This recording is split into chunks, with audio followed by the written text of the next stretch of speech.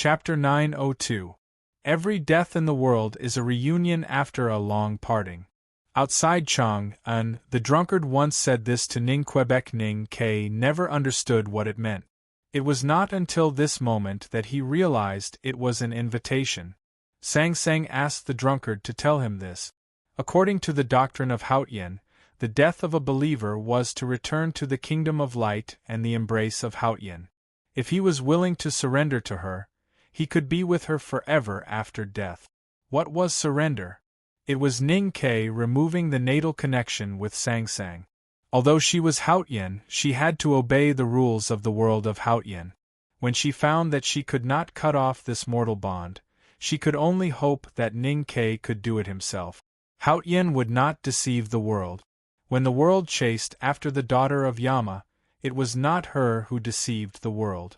It was the mistake of the people who were blinded by dust. She said that she would grant Ning Ke eternity, so there must be eternity. Even if Ning Ke's answer was so rude, she was not going to change her mind. If the hierarch knew that Haotian would grant such a great gift, he would be mad with jealousy. But Ning Ke's mood did not change. He stared into her eyes and continued, "God does not negotiate with the world. Why do you negotiate with me? Do you like me? Or are you afraid of me? You are not one of my people, so I can forgive the sins you have committed. I hate those memories, but in them you have loved me enough, so I give you the gift of God." Sang Sang's face was emotionless and frighteningly calm. "That year in the Victory House in Chang'an, you hid behind me and drank the 9-river double-distilled wine. You were so happy that you forgot Longqing. Longqing asked me to give you to him. I said he was very beautiful." Ning Ke looked at her ordinary face and said, "You have become paler and fatter, but you are not beautiful. But I really want to say the same words to you now. Since you were born so beautiful, then don't think about it so much. In my past life, I didn't respect you, but I doted on you. Why should I submit to you?" Sang Sang said, "In my memory, you are a person who is afraid of death." Ning Ke said, "Then you should remember that I am afraid of some things more than life and death." Sang Sang asked, "What things?"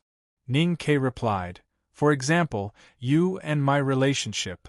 Sang Sang said, "So even if you will be killed by me, you will not submit to me?" Ning Ke said, "In fact, I don't think you will kill me. That is why I have the courage to stand here." Sang Sang frowned slightly and said, "Why wouldn't I kill you? Because you are my origin. So, if I die, you will die too. Haotian will never die. But it will be washed clean. Will the new Haotian still be the original Haotian? You have left Haotian's divine kingdom, but you already exist. You have the memories of the human world. You have the dust and breath on your body. You already have your own consciousness. You are life, and as long as you are alive, you do not want to die. You do not want to lose your current self." Ning Ke looked into her eyes and said, "We can only live or die together. That's why you don't dare to go to Chang'an and kill me. You don't even dare to see me." Sang Sang said, "Why not be with me for eternity?" Ning Ke said, "That's nothing. What I want to be together is not this kind of together. What I want is for two independent existences to be together. We can be one, but we can't be one. Because then there will be no you and me. We won't be able to feel you and me. It will be meaningless." Sang Sang said, "The Academy has always believed in meaning." Ning Ke said, "Wouldn't it be better if we could find some meaning?" Sang Sang said, "What I gave to the drunkard and the butcher can also be given to you. It must be an objective and independent eternity in the divine kingdom. You don't have to worry about losing your own consciousness." Ning Ke said, "But I still have to submit to you." Sang Sang said, "All lives must submit to me." Ning Ke said, "I don't accept it." Sang Sang asked, "Why?" Ning Ke said, "Because you are my woman." Sang Sang did not understand what he meant. Ning Ke looked at her and said, "Since you are my woman, only you can submit to me. You should listen to me in bed or at the dining table." Sang Sang frowned slightly and said, How can you do that? Ning Ke looked at her and said calmly, just like that night by the hot sea. If you don't submit, I will *CK you until you do. Song Song's expression did not change. But in the depths of her bright willowy eyes, there were billions of stars being destroyed. Her hand was no longer a gentle universe, but an angry universe. Ning Ke felt a strong divine power falling on him. Countless mountains were pressing on his shoulders. His knees began to creak as if they would break at any time. He could clearly feel how cold and authoritative her hand was while he was holding it. His eyes and ears began to bleed, and the blood dripped on the terrace in front of him. His face was covered with blood, but it still could not hide the happy smile on his face. There is something that I have never understood all these years. You are so good, so hard-working, but so many people never like you. They like Shanshan, Elon, and even that idiot Liu, but they don't like you. I didn't understand until now. It's because people can't feel human feelings and warmth from you, because you are indeed not human. He stared at Sang Sang and said, You let my teacher go to the sky, and my teacher let you fall to the ground. You are a god high above, but I want to turn you into a human. If this is a war, then it is a war between me and my disciple and you. I can clearly feel the anger and hatred in your body. Those are all emotions that only human beings have. I think this is the dawn of victory. As soon as he finished speaking, he took a step forward and was about to hold her in his arms. He cast a divine talisman of E with his left hand to cover his body. At the same time, he began to summon his natal in his consciousness. He began to summon Sang Sang. On the cliff by the snow lake that year, he sang a song for Sang Sang. Sang Sang understood the song and the call and invitation in the song. It was different from the invitation that she conveyed through the drunkard. That invitation was so close that it meant absolute obedience. Even the shadow of death and the threat of Yama could not tear it apart. Any life with self-consciousness would instinctively resist such an absolute one-sided connection. Even if they finally accepted it, it would take them a long time to struggle. But Sang Sang, who was standing on the cliff at that time, did not hesitate or struggle. She agreed to the invitation because she was not Haotian at that time. She was his little handmaiden. Once the natal connection was established, it was indestructible. Even Haotian could not cut it off by himself. So Sang Sang's face instantly turned pale and her thin eyebrows furrowed. This was the most crucial part of the Academy's plan. To be precise, it was a continuation of the headmaster's trip to the human world with Sang Sang last year. It was also the reason why Ning Ke dared to leave Chang and come to the divine halls of West Hill. No natal item could refuse a cultivator's order. However, what happened next was beyond Ning Ke's expectation. Sang Sang's face turned pale and her green sleeves trembled for a few seconds. But nothing else changed. She did not pass out or fall as he had requested, nor did he hold her in his arms. Because she was Haotian, she was not an ordinary natal item. She was not a sword or a talisman, nor was she a prayer bead. She was an objective rule. Although she had to obey the rules of her natal life, she was an almost infinite existence. Therefore, if she wanted to realize the rules related to her, she would need more power. For example, if a boulder fell from a cliff, it would also obey the rules. However, when pushing the boulder, unimaginable power was needed. Ning Ke was now one of the few powerhouses in the human world. His psyche power was strong, but when he wanted to directly control Haotian with his consciousness, it still seemed a little small and ridiculous. Sang Sang did not laugh. She looked at Ning Ke expressionlessly. Ning Ke found that the ocean of qi and mountain of snow in his body were instantly locked by the rules that he could not understand. Then they gradually collapsed. The great spirit dissipated with the night wind. He lost all his power. Sang Sang slowly let go of his hand. Ning Ke's hand was no longer melted by the gentle water. His body suddenly became light and his feet gradually left the ground. His body was blown by the night wind and floated backward uncontrollably. He floated to the top of the divine hall of light like a dandelion and was bound by dozens of invisible forces. He looked like a poor little reptile in the middle of a spider's web. No matter how he struggled, he could not get rid of those threads, because those threads were rules. Ning Ke did not struggle. He looked at the blood slowly dripping from his body and remained silent. Sang Sang walked down with her hands behind her back and looked at him quietly. There was no emotion on her face or in her eyes. She was looking up, but it felt like she was overlooking the whole world. She just looked at him and he was defeated. Because she was Haotian. But Ning Ke knew that he had not completely failed because he was not dead. She was still his natal item. Ning Ke began to think about how to continue this battle. There was no precedent for this battle. Whether it was the battles of youngest uncle, the headmaster of academy or Liu Bai, they were all different. He had no one to learn from. His train of thought was interrupted by a sudden sharp pain. The shoes on his feet were broken into pieces, and then his skin was broken into pieces. Blood and clots kept peeling off, like the skin of a wall after being drenched in rain and exposed to the sun. In the blink of an eye, his feet were sliced apart by countless tiny spaces. His flesh and blood were sliced into tiny and regular shapes, falling to the ground of the divine hall several dozen meters below. Only white bones were left on his feet, smeared with blood and flesh. The scene was extremely horrifying. It must have been deliberately delayed. Although the speed of the space cutting was fast, Ning Ke could still clearly see the horrible process. Most importantly, he had enough time to feel the pain. Ning Ke had been injured many times in his life. He had also been punished by the horse gang in the wilderness, but he had never felt such clear and horrible pain. His lips were blue and white. Bean-sized beads of sweat seeped out and fell to the ground of the divine hall, diluting the flesh and blood.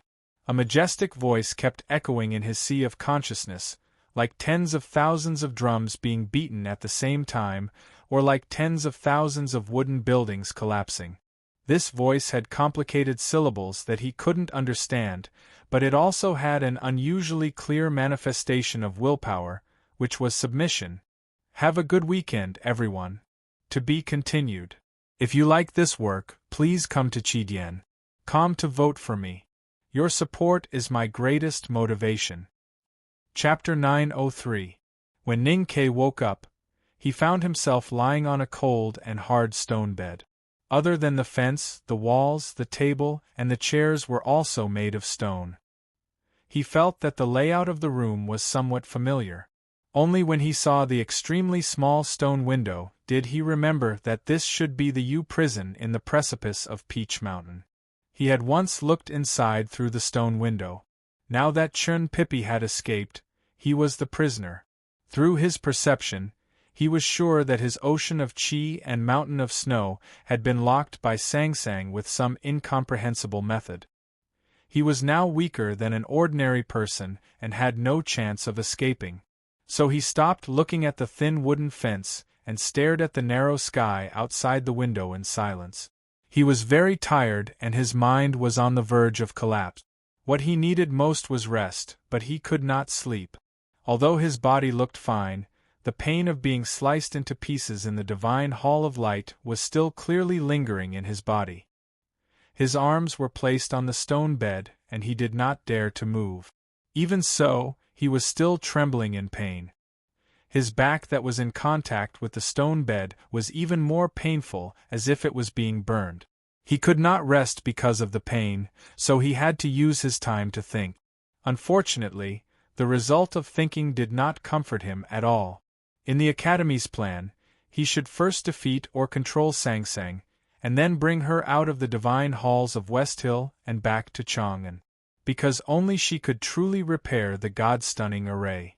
Before coming to the Peach Mountain, he knew that the battle with Haotian would be very difficult, but he did not expect it to be so difficult and painful that he could not even complete the first step.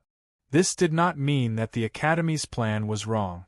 The Grand Tianqi in the front yard of the Peach Mountain had proved that only Ning Ke had a chance to defeat Haotian in the human world.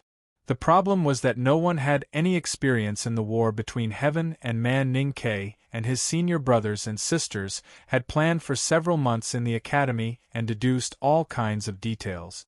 However, they did not expect that the level difference between Haotian and human beings was so great that they could not even control the natal connection. Fortunately, the academy did not fail. As long as Ning Ke was still alive, there would be a chance to win. The battle between heaven and man had entered a period of strategic stalemate. It depended on who could find a way to break the stalemate first. Ning Ke did not know how long he had been in a coma and what had happened in the outside world during this period. After making sure that no one would come to interrogate him, he closed his eyes and began to recall what had happened that night in the Divine Hall of Light. He did not miss any details of those bloody and cruel scenes. That night, he had suffered inhuman torture. Even thinking about it made him feel cold, but he still insisted on remembering, not because he was masochistic, but because he wanted to learn. The invisible blades that Sang Sang had landed on his body were the most basic use of space laws. Every time she injured him, it was actually a precious lesson. The divine talismans that Ning Ke had mastered, whether it was the two talisman or the E-talisman, were all related to space. He did not want to miss the opportunity to learn the rules of space from Haotian. His body still felt the lingering pain from the cuts, and his consciousness was still a little hazy. However, he closed his eyes and began to recall and learn. He never let go of any opportunity to learn. He could find the possibility to improve himself through failure and pain. This was what made him truly strong. He closed his eyes and kept recalling the feeling at that time. He recalled the rules of space cutting that he had memorized with his flesh and blood and pain.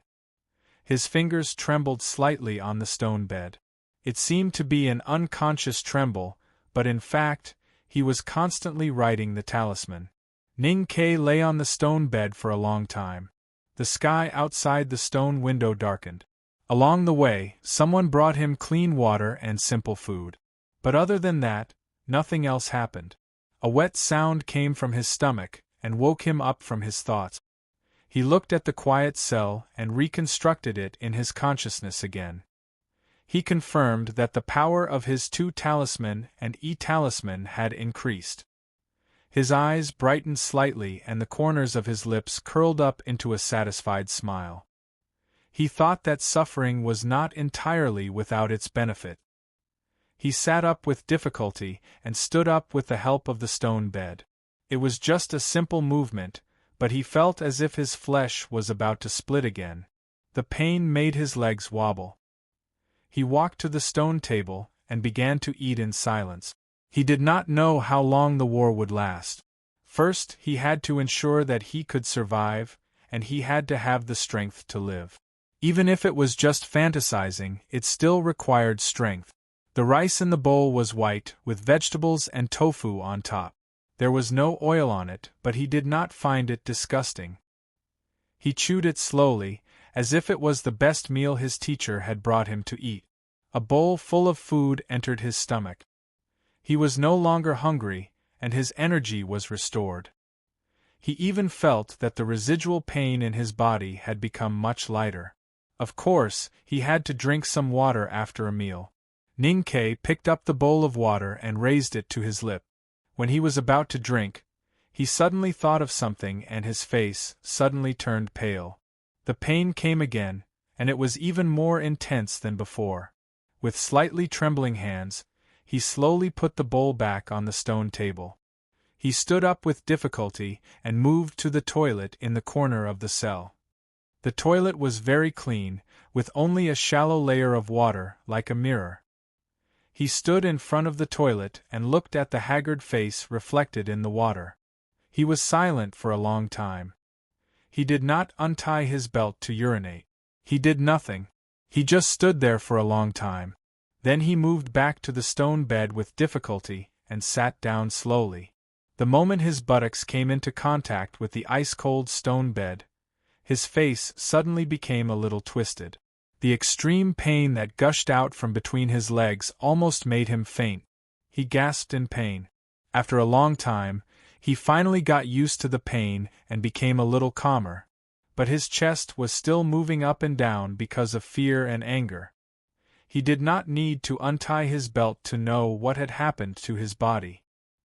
He looked down at his legs and said with some confusion. Somewhat perplexed, he asked, "Can it grow back?" After a short pause, he said in a serious tone, "They have to grow back. Spilled water could not be collected, broken hair could not be continued, broken mirror could not be mended. In the end, it was just difficult, not impossible. It was just that the one who decided this matter was not him, but her in the light palace." After a long time of silence, he suddenly felt that it was very funny, so he laughed. But after a while, the smile on his face became very sad, because it was really not funny. In the divine hall of light, she did not have human emotions, nor did she have any pity for him, because she was Haotian, not Sang Sang. Only the pain between his legs made him believe that he still had a chance to win, but this chance was so painful, so unbearable, so miserable. No man was willing to pay such a price. Since he had paid such a heavy price, he had to get something in return. Ning Ke looked at the night outside the stone window, and recalled the pain at that time.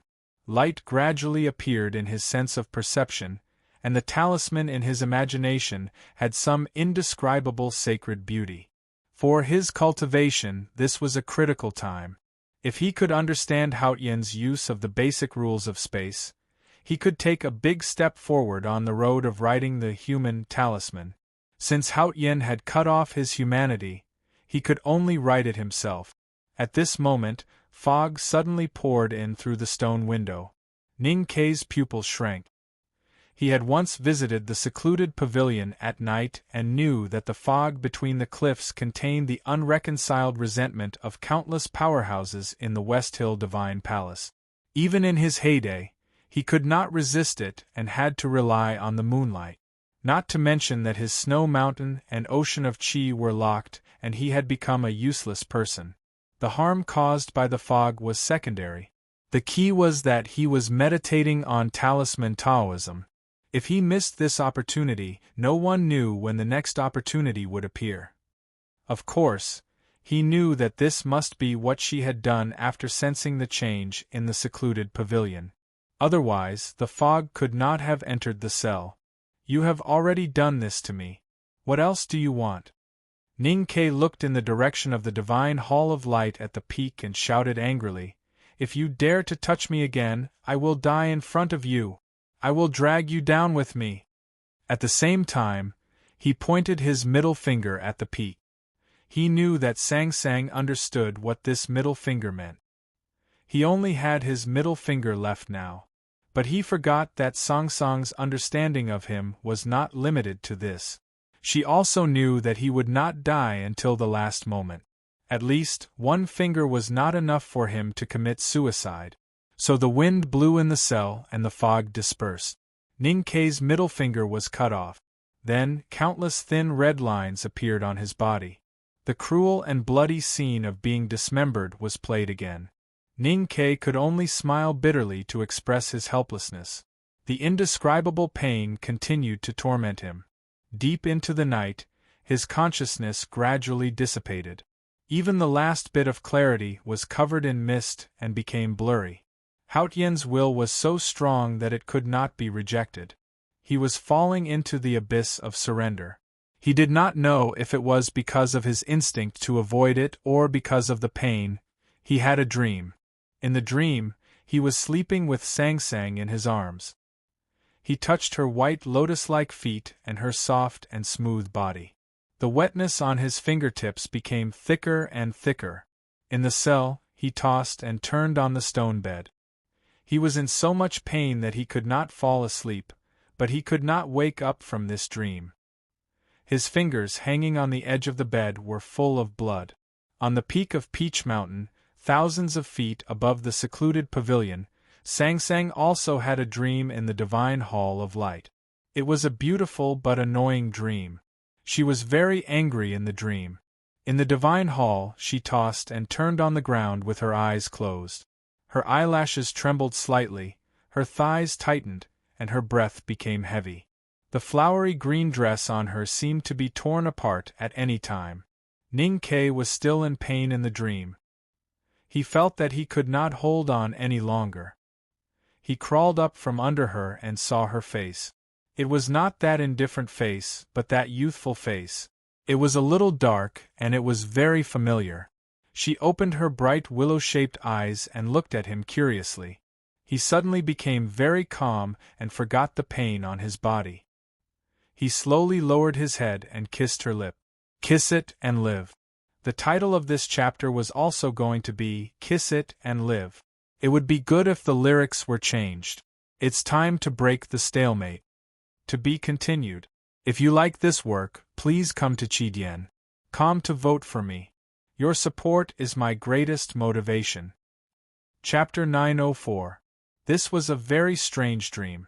Ning Ke was immersed in the pleasure brought by a man and a woman, but at the same time, he felt the terrible pain of having his flesh cut and bones cut. The two completely different and opposite feelings made his mind feel like it was about to be torn into two halves, and he almost chose to surrender in front of the divine power. Fortunately, he saw Sang Sang's face at this critical moment. The old face and the youthful face brought him true peace. He kissed her and came back to life. He came back to life from the erotic and terrible nightmare. He found himself still lying on the cold stone bed, covered in sweat. He knew that this dream was the result of the confrontation between his consciousness and Sang Sang's. He could not help but feel a lingering fear when he thought of how he was almost subdued. He clenched his fists and stretched the muscles on his arms. Suddenly, he felt a strong pain and discomfort. He confirmed that what happened in the dream was real. He was cut into pieces again. Suddenly, footsteps were heard outside the quiet cell. Ning Ke looked out of the bars and found that it was not the deacon from the judicial department who pretended to be deaf and mute, but someone he knew. The man was young, gentle, and handsome. He wore an ordinary Taoist robe and had a yellow oiled paper umbrella under his armpit. He was He Mingqi, the disciple of Li Qingshan, the former nation master of Tang. After Li Qingshan's death, He Mingqi took over the imperial center of the Tang Empire. But no one knew that he was the most important person the West Hill Divine Palace had hidden in Chang'an.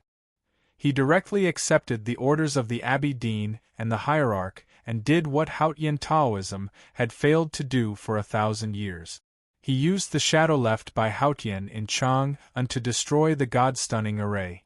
He was also the one who caused the chaos that night in Chang'an. He Mingqi was the one who caused the greatest harm to the Tang Empire in this world war against the Tang Empire. He was undoubtedly at the top of the list of people the Tang Empire must kill for revenge. Because of this, the hierarch sent him to the south after the war and did not let him return to Peach Mountain until the right to light. Ning Ke looked at him outside the bars. His eyes were calm, without a trace of anger.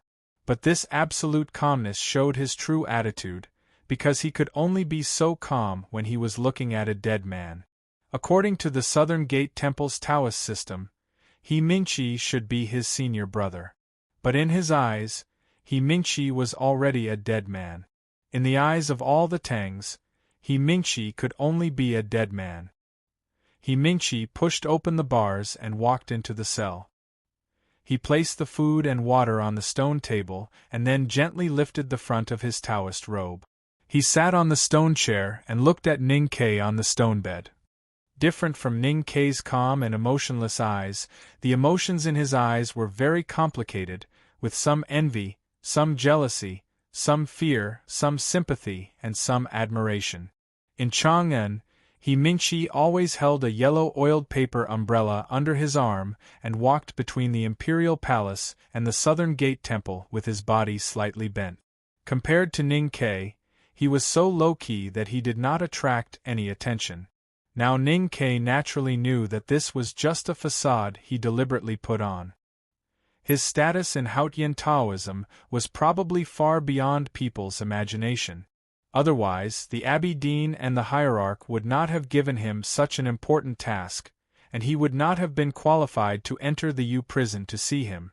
If Long Qing was said to be the brilliant and beautiful son of God under the sunlight of the West Hill Divine Palace, then He Mingqi would be the opposite, hidden in the shadows of the West Hill Divine Palace.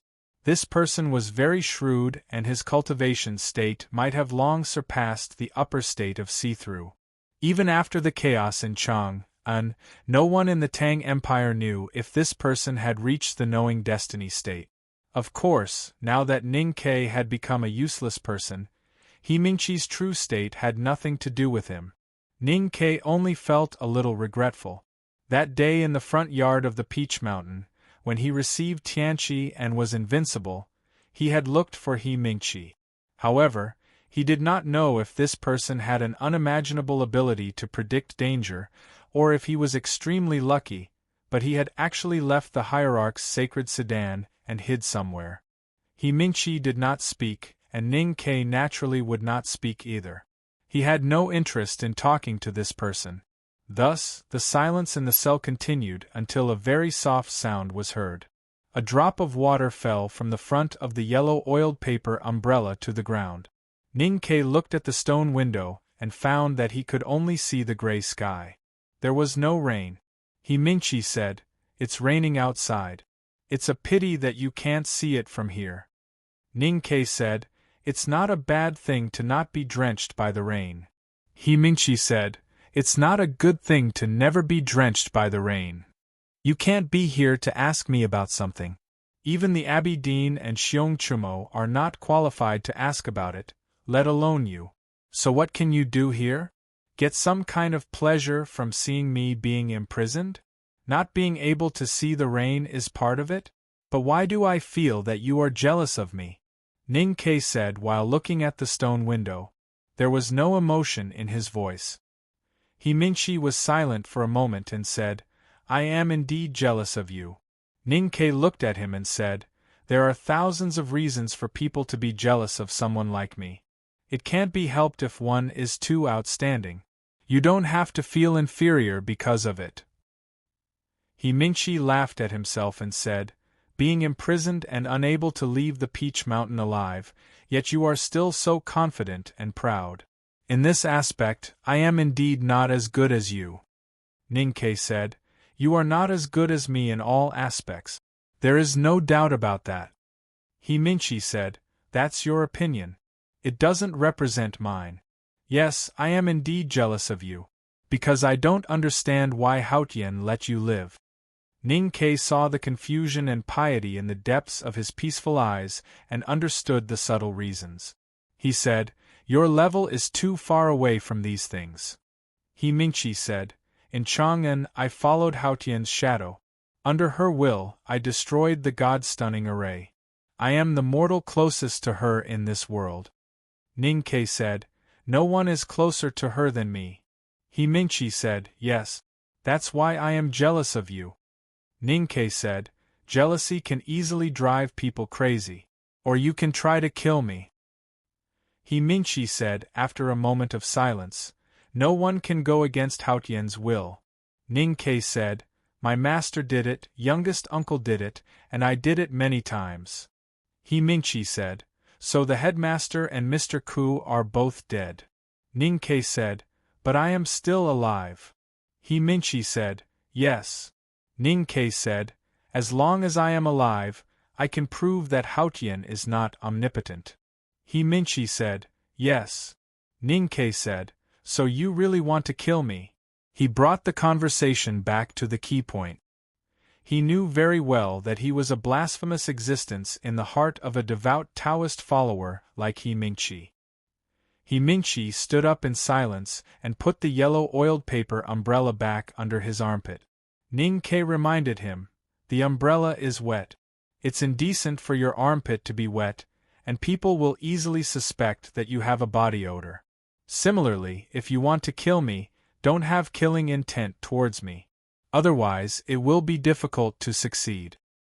He Mingchi held the yellow oiled paper umbrella in his hand and looked at the water stains on the ground. He asked confusedly, "Why do I feel that you really want to be killed by me?" Ning Ke was silent for a moment and said, "This is still something you can't understand. If he died, Sang Sang would die, and the Academy and the Tang Empire would win the war. The headmaster would have a much higher chance of winning in heaven, and there would be hope in the human world. He was on the verge of collapse after being tortured by 1,000 cut. He had many reasons to die. But he didn't want to kill himself. He didn't want Sang Sang to die because he was afraid and unwilling. So he hoped to be killed so that he could die with Sang Sang. At least that was out of his control." He Mingchi didn't understand what he meant, but he felt strongly humiliated. He mocked, "Now you have no chance to kill me. Don't you feel a little regretful?" Ning Ke said, "I felt regretful before, but not now. Because I suddenly realized that even though I'm a useless person now, there are still countless ways to kill you. To put it more accurately, if I want to leave Peach Mountain or the human world, I will kill you first. That means you won't live for long." He Mingchi still didn't understand what he was saying, but for some reason, he felt a chill in his heart. He asked, "How could you kill me?" Ning Ke looked at him and said, "If Haotian wants you to die, how long can you live?" He Mingchi repeated the conversation in the U prison without missing a word. "Even though you made a great contribution to Taoism in Chang'an, if something like today happens again, I will have to grind your bones into ashes."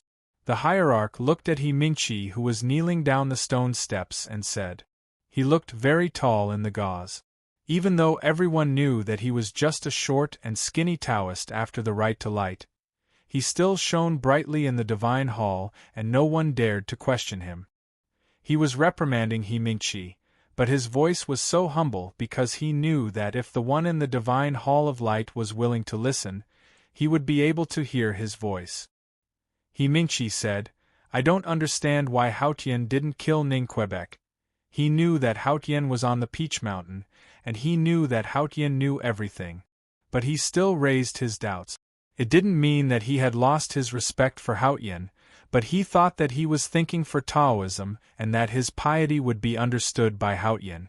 Many people in the West Hill Divine Palace, including him, could not understand why Ning Ke had not been executed. After all, once he died, the God-stunning array would lose its master. If the two seniors were to kill the masters in the Academy, Chang'an would fall, and the Tang Empire and the Academy would be destroyed. The hierarch frowned slightly and scolded, "How can we ordinary mortals understand Haotian's will? You have no right to think about these things." He Mingchi lowered his head and kept silent for a long time. He suddenly felt that Haotian might need his help, just like how Ning Ke wanted to be killed. But this thought was too disrespectful. He was terrified and sweated profusely. To dispel this fear, he thought of something important and reported, "I heard that the great divine priest of judgment is in a bad mood these days and occasionally looks at the divine hall of light from afar." To be continued. If you like this work, please come to Chidian. Come and vote for me. Your support is my biggest motivation. Chapter 905. Behind the curtain, the hierarch remained silent. His broken hand had been healed by Haotian, but Ning Ke's shoulder, which was injured by the primordial 13 arrows, was not healed. Just as he told He Mingchi, there were many things that were hard to understand in the divine halls of West Hill, including the recent silence of the divine hall of judgment. At the right to light, Yi Hongyu, the great divine priest of judgment, had been questioned by many, especially the descendants of the great divine priest of light who had returned from the South Sea. But she was of high status. Even though he was the hierarch of the divine hall, he could not punish her without any evidence. But He Mingchi's words made him even more vigilant, because of some things that happened many years ago, and also because He Mingchi said that she occasionally looked at the divine hall of light from afar. The divine hall of light was on Peach Mountain, and could be seen at any time. Yi Hongyu was the great divine priest of judgment. In the past, she could even walk to the front of the divine hall of light and observe it carefully, let alone look at it from afar. But the divine hall of light was not what it used to be. Since the peach blossoms all over the mountain were revived in spring and the eternal lamp was extinguished, the divine hall of light had become a forbidden place on Peach Mountain. It seemed to be isolated from the world, and no one dared to peep at it. Since Haotian had performed miracles several times during the Rite to Light, the believer's guess had become the truth. Naturally, no one dared to disrespect the divine hall of light. No one dared to talk about who lived in the divine hall of light, let alone peep at it. Even guessing became a taboo. The divine priests of the South Sea were temporarily arranged to live in the divine hall of revelation. Zhao Nanhai and the others had returned to Peach Mountain to fight for power with the hierarch. But now they dared not do anything. They prayed to the divine hall of light every day, hoping that they could see the face of God. Under such circumstances, Yi Hongyu looked at the divine hall of light from afar, which was puzzling and alarming. What was she looking at? Did she dare to peep at the person in the divine hall of light? In the depths of the divine hall of judgment, Yi Hongyu sat silently on the black jade throne. Her beautiful face was devoid of any emotion. She was so cold and indifferent. She had spent most of her time on the throne and did not respond to her subordinates' reports. It was as if she had lost the ability to think. The reason for this was that she had been thinking about a certain scene.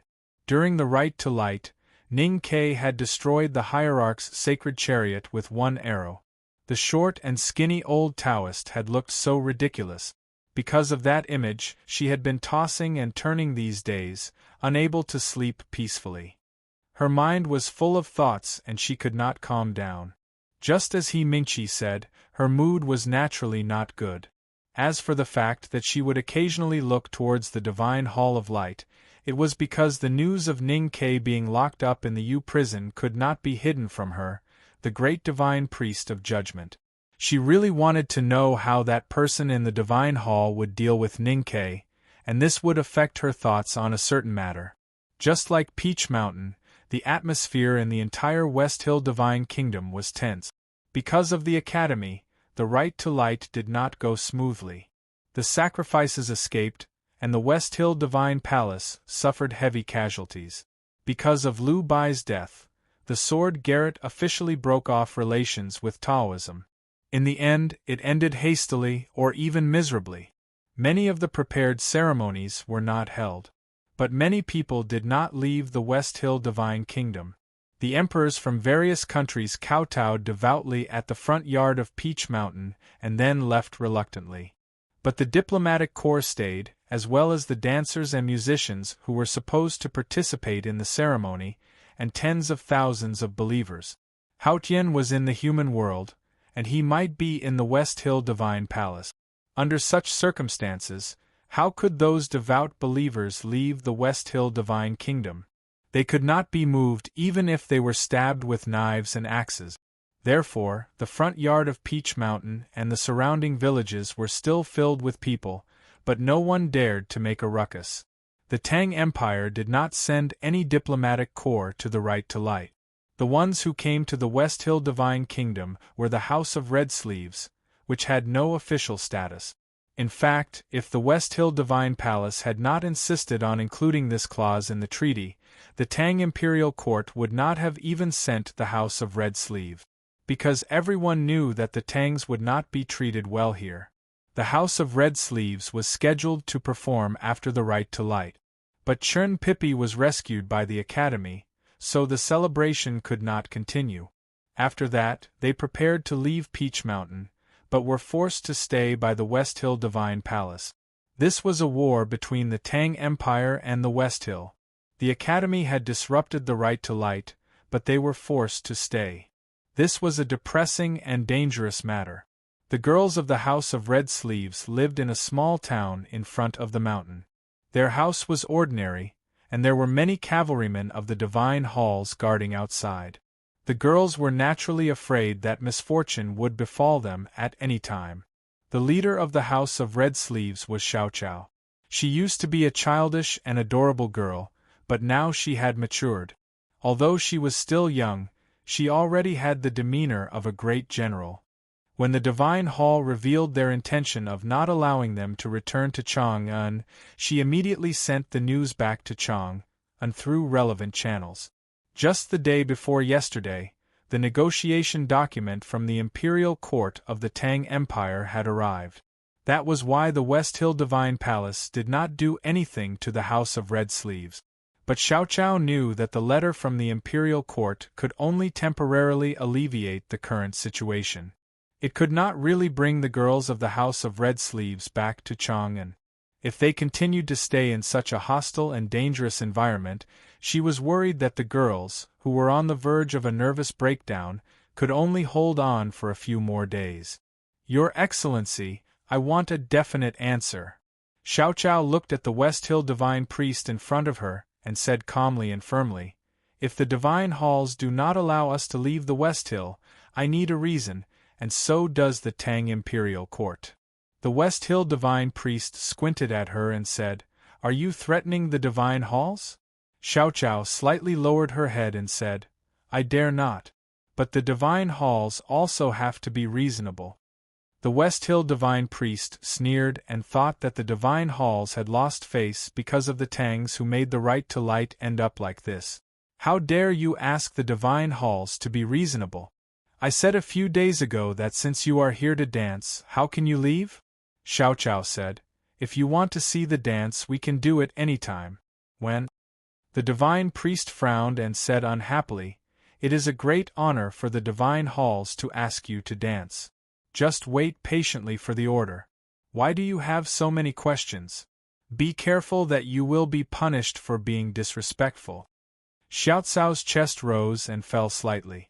She suppressed her anger and said, "Even the dance needs time to prepare. Please tell us the date, Your Excellency." The Divine Priest said indifferently, "I don't know." Xiao Chao asked, "Then who knows?" The Divine Priest looked at her and said mockingly, "I don't know either." Xiao Chao said calmly, "I want to see the Hierarch Lord. I think he must know." "Who are you to want to see the Hierarch Lord?" the Divine Priest scolded. Xiao Chao remained calm and said, "Then I want to see the great Divine Priest of Judgment." The Divine Priest looked at Xiao Chao and said mockingly, "Even now, you stubborn Tangs still refuse to accept the reality? Let me tell you, unless you die, you will never cross this threshold again." The Tang Imperial Court's document failed to persuade the West Hill Divine Halls to let the House of Red Sleeves go back to Chang'an. From that moment on, Xiao Chao knew that the ending that awaited her and the girls would be extremely miserable. Even if the Imperial Court was willing to start another war with the West Hill Divine Halls for these ordinary girls, they would not be able to change the fact that they would die. The girls of the House of Red Sleeves also understood this, but no one had ever mentioned it. They always held on to the slightest hope. Until the Divine Priest pointed it out, Xiao Cao's expression became gloomy. Faint sobbing sounds came from the house behind the courtyard. The West Hill Divine Priest was very satisfied with the sobbing sounds. When he was about to say something to make the Tang girls more miserable, the courtyard door was suddenly pushed open. He turned to the West Hill Divine Guards and asked, "What's the matter?" One of the West Hill Divine Guards said, "A lord wants to see the girls of the House of Red Sleeves." The Divine Priest frowned unhappily and said coldly, "Which hall is the lord from?" "I am ordered by the Hierarch Lord to look after these Tang girls personally. No one is allowed to see them." The West Hill Divine Guard scolded, "Who are you? How dare you inquire about such things?" Hearing this, Xiao Chao could not help but feel relieved. But she was even more curious and vigilant. Who dared to ignore the Hierarch's order? Could it be the great Divine Priest of Judgment who was acquainted with Ning Ke? The Divine Priest trembled with anger. He looked at the crowd and scolded, "How dare you look down on the Hierarch Lord? Do you want to die? Who dares to stop the people the Divine Hall of Light wants to see?" A very young voice sounded. The West Hill Divine Guards separated and revealed a girl in white. The divine priest looked at the girl in white and suddenly remembered something. He suddenly felt that all the strength in his body had been sucked out. He collapsed on the ground and could no longer get up. The girl in white did not even look at the divine priest. She walked to the courtyard and looked at the girls who came out of the houses. She frowned slightly and asked, "Who is Xiao Xiao?" Xiao Xiao took a deep breath and took a step forward. She said respectfully, "Yes, I am." Before the right to light, the people of the House of Red Sleeves were placed under house arrest in this shabby house. She did not know what had happened these days. She did not know what the Divine Hall of Light meant to Haotian Taoism. She did not know the background of the girl in white. But based on the reaction of the divine priest, she knew that the girl in white must have an important position in the West Hill Divine Palace. So no matter what happened next, she had to seize the opportunity. The girl in white looked at Xiao Xiao and did not understand why her master specially summoned this Tang girl. Until now, no one could enter the Divine Hall of Light, not even the hierarch. Xiao Xiao followed the girl into the horse carriage and left the town. The girls of the House of Red Sleeves rushed to the gate and watched the horse carriage gradually disappear. They were full of worry and did not know what Xiao Xiao would encounter in the Divine Hall of Light. It was not until then that the divine priest of West Hill woke up from his extreme fear. He left the courtyard in a daze and committed suicide that night. 3 small things determine the world. Everything has been good recently, but I can't stand the heat in Hubei. After living in the Northeast for a few years, I really can't get used to it. The book review competition will be awarded on the 1st of June. I will return to the Northeast before that day. The coolness is waiting for me. I will work very hard in June. I guarantee 200,000 yuan, but I still won't ask for any ticket. This is to make up for this month. Thank you again. To be continued. If you like this work, please come to Qidian.com to vote for me. Your support is my greatest motivation. Chapter 906. After spring, no one had entered the Divine Hall of Light, including the hierarch lord. Therefore, when the respectful divine priests and deacons saw Xiao Xiao being brought into the divine hall by the girl in white, they could not help showing a shocked expression. They could not understand what they were seeing. Xiao Xiao herself did not understand what had happened to her. She knew that the divine hall of light had not had a master for many years. So who wanted to see her? After the girl in white led her into the divine hall, she quietly left.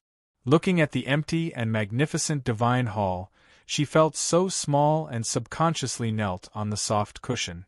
There was a curtain in the depths of the divine hall. Behind the curtain, there was no shadow or sound.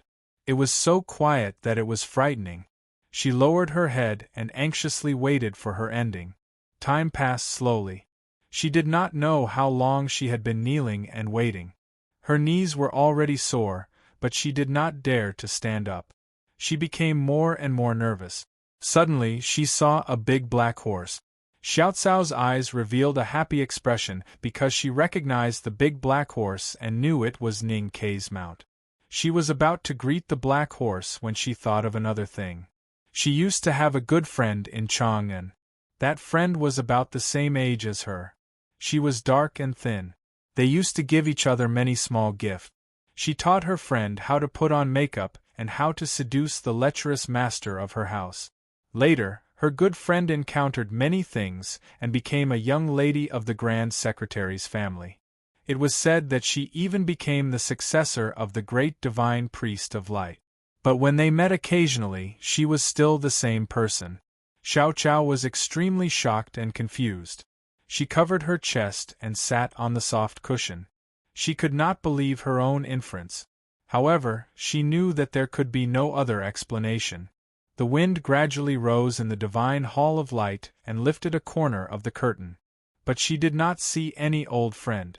She only vaguely saw a very tall girl standing on the balcony. Was it Sang Sang? Xiao Xiao stood up and looked at the figure. She wanted to call her but did not dare to. No matter whether she was the master of the Divine Hall of Light or some other bigwig in the West Hill Divine Palace, She was no longer the inconspicuous friend of the past. "I grant you immortality." An extremely majestic voice reverberated in the light palace. Xiao Qiao didn't know if the voice came from the figure on the balcony or not.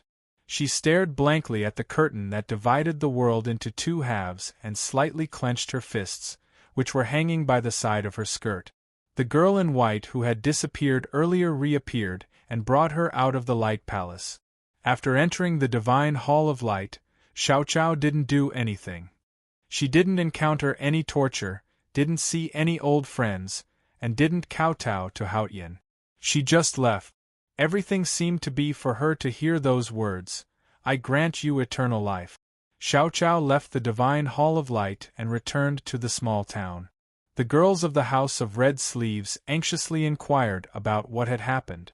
Before she could say anything, the divine hall had sent dozens of cavalrymen to escort the House of Red Sleeves out of the West Hill Divine Kingdom and even to the south of the Verdant Canyon. After returning to Chang'an, Xiao Qiao still felt that this trip to the West Hill was like a dream, especially the time when she waited in the Divine Hall of Light. It was really like a dream, without any elements of reality.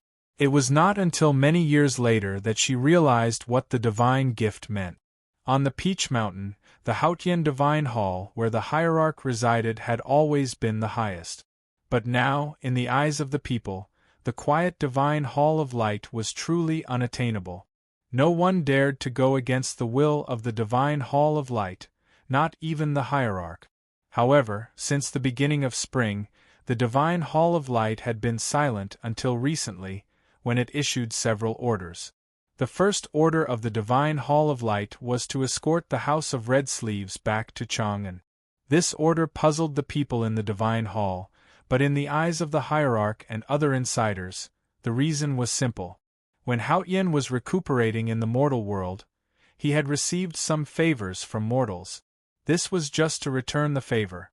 However, the second order of the divine hall of light shocked the hierarch. The girl in white expressionlessly asked the divine hall to immediately stop the pursuit of Chen Pipi and Tang Xiaotang. During the right to light, Tang Xiaotang broke into the Peach Mountain and escaped with Chen Pipi, which was a great humiliation to the divine hall of West Hill. Naturally, they had to pay a heavy price. After that, the powerhouses of the divine hall went out to search everywhere. They even set up many traps on the road from Qinghe Prefecture to Chang'an.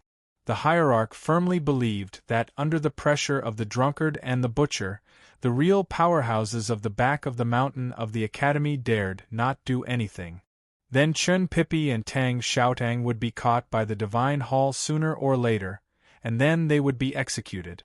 At this time, the girl in white asked the divine hall to immediately stop the search. Why did Haotian do that? The hierarch was a little confused, but he dared not to question it. For the divine hall of West Hill, the House of Red Sleeves left unscathed. Although it was infuriating, it was still a trivial matter. Stopping the pursuit of Chen Pipi and Tang Xiaotang was the real important matter. For Sang Sang, these were all trivial matters. Because for Haotian, everything in the human world was trivial. Her decision had nothing to do with human emotions, but was based on heaven's plan. The purpose of the right to light was to reopen the gate of Haotian's divine kingdom, and at the same time cut off her mortal bond. That was why she asked Chen Pipi to be the sacrifice and asked the Tang Empire to send the House of Red Sleeves to the divine kingdom of West Hill. In her original plan, after the raging sacred fire, Chen Pipi and Tang Xiaotang would die, and Xiao Qiao would also die. Then, most of her mortal ties with the human world would be severed. Unfortunately, Ning Ke appeared.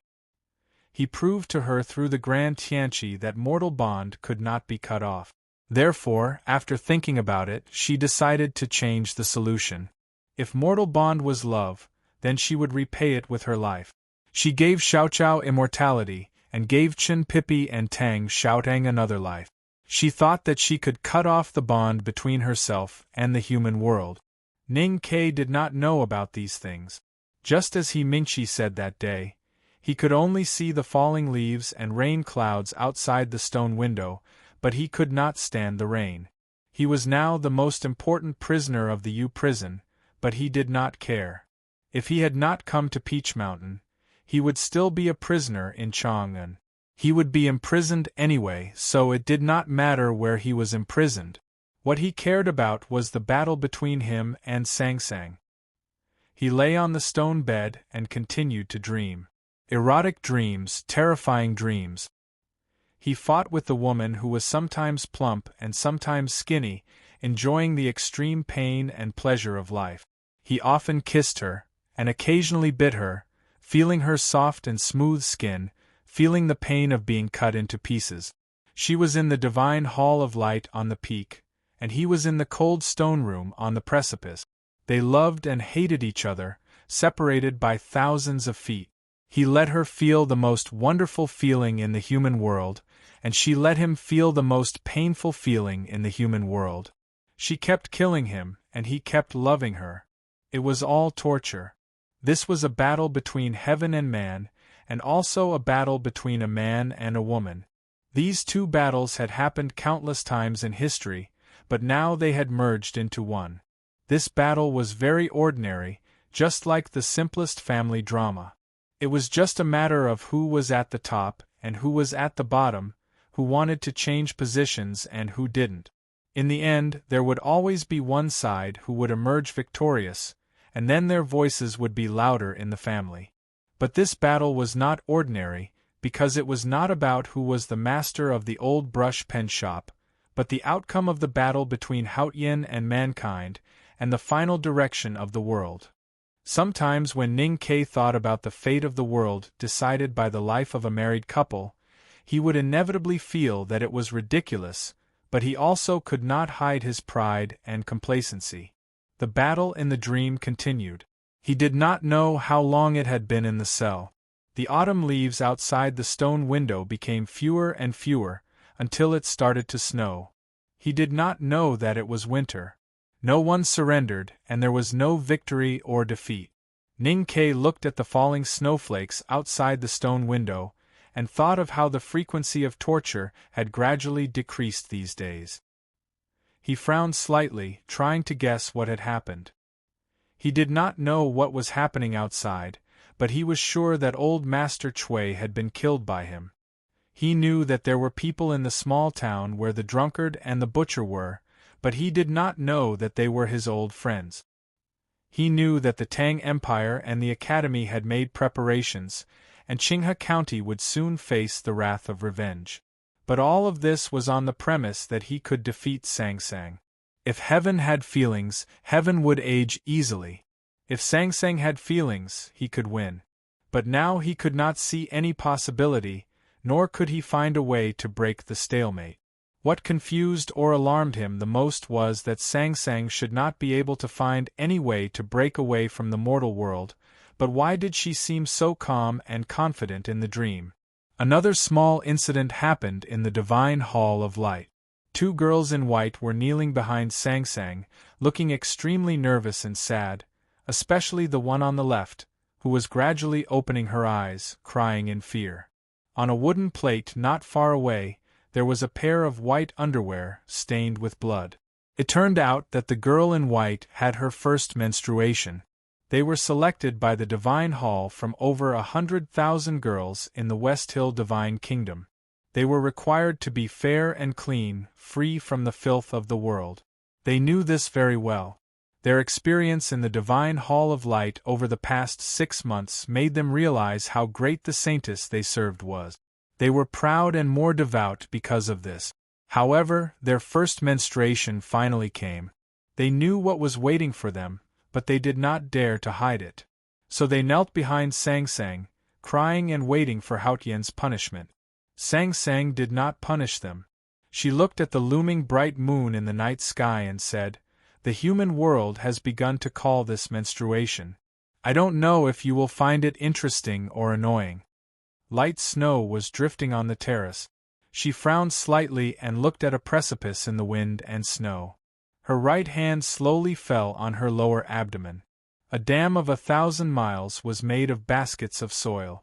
A city of 1,000 years was made of black brick. No matter how big the event was, it was actually made up of extremely small things. 3 small things happened in her world. These 3 small things led to one result. She decided to release someone. I wish you all a happy weekend. There will be updates on Saturday tomorrow. There will be no Saturdays in the future. Please be informed. To be continued. If you like this work, please come to Chidien.com to vote for me. Your support is my greatest motivation. Chapter 907. Ninkei's gaze passed through the stone window and fell on the snow on the opposite cliff. He was a little confused, not because of the sadness of being imprisoned in the stone room, but because he was actually in the mood to look at the snow. He hadn't dreamed for 2 days, which meant that he hadn't been ravaged for 2 days. Under such circumstances, he naturally wouldn't be stupid enough to continue fantasizing about her. He couldn't help but feel a little startled when this strange and tragic battle was suddenly called off. Then, he became vigilant. Steady footsteps sounded on the mountain path of the U prison. 2 deacons in black from the judicial department came to the fence expressionlessly and took out 2 keys to open the complicated twin lock. Ninkei looked at the pushed fence and the road in front of him. He raised his eyebrows and asked the 2 deacons in black, "Are you going to kill me or let me go?" The deacons in black were obviously under strict orders. They acted as if they did not hear him and naturally did not answer his question. They held his arms and escorted him out. Ninkei was unconscious when he was imprisoned in the U prison. This was the first time he saw the inside of the U prison clearly. Torches were lit on both sides of the quiet mountain path. It looked no different from an ordinary prison in the world. He could not help but feel a little disappointed. Then he realized that it was because his snow mountain and ocean of chi were locked and he could not sense the changes in the chi of heaven and earth around him. Otherwise, he should be able to find those terrifying arrays. Walking out of the U prison, he came to the cliff plateau at the top. The black divine hall of judgment was right in front of him. Ninkei, who was sandwiched between the 2 deacons, looked in that direction. He wanted to know what Yi Hongyu was doing and what she would think if she knew his current situation. It was late winter and the Peach Mountain was snowy. The cliff plateau was covered with a thick layer of snow. Several majestic divine halls looked even more solemn and sacred in the wind and snow. Ninkei looked at his footprints in the snow and found that it was quiet on the cliff plateau. He did not see anyone in the U prison or here. In front of the divine hall of light, the 2 deacons in black knelt down and kowtowed. Then they left quietly. From beginning to end, the 2 deacons did not say a word or even make a sound. This was the second time Ninkei had come to the divine hall of light. The first night he spent in the divine hall of light was the longest night of his life and left him with the most unforgettable pain. But when he came to the snowy divine hall again, there was no lingering fear on his face. He looked very calm. He was very sure that since she allowed him to enter the temple of light again, it proved that she had not found a way to break the stalemate. The battle between him and her had finally moved from a stalemate to the next stage. He hoped that he could make his strongest counterattack at this stage. Logically speaking, even if he was not a prisoner but an invited guest of the Divine Hall, he should still wait for the Divine Hall of the Divine Hall to come to pick him. Since the Divine Hall of Light and even the entire West Hill Divine Palace were Song Song's private property, according to the law of the Tang Empire, it was his private property. The Divine Hall of Light was his home. Did he need anyone's permission to return to his own home? Kay gently patted the snow on and walked, as if he was walking in the Divine Hall. As in the Quebec in the Snow Inn.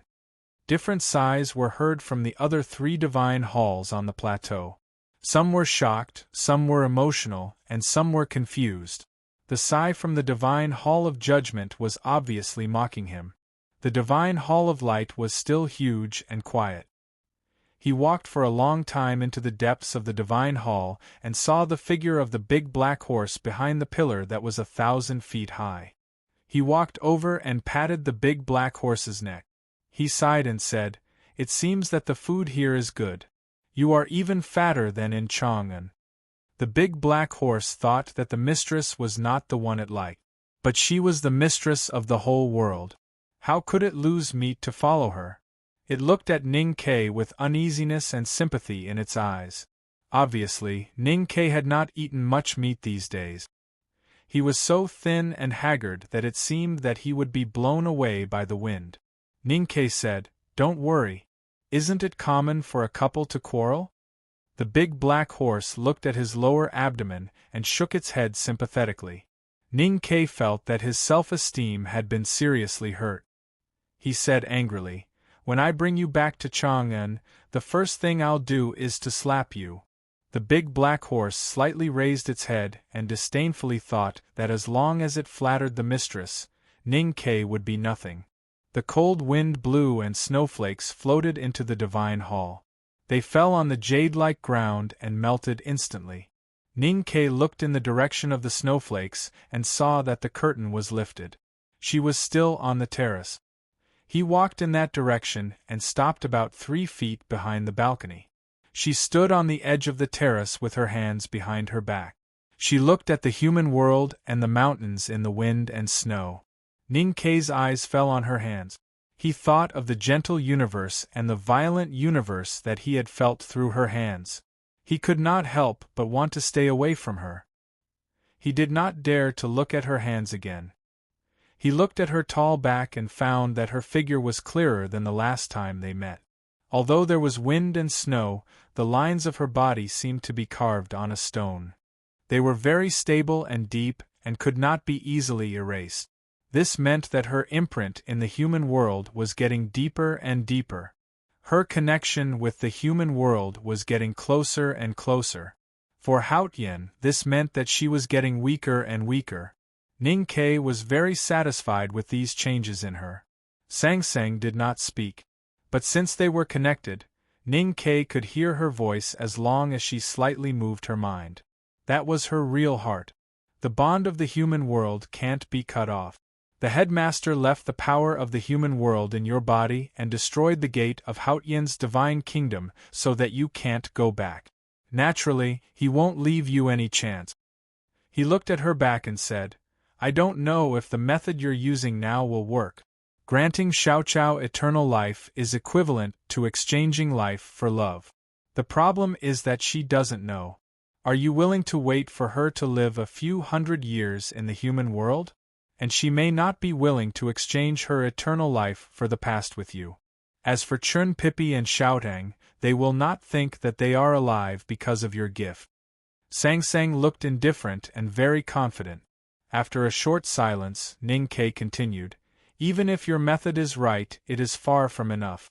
Because there are still second brother and Li Yu.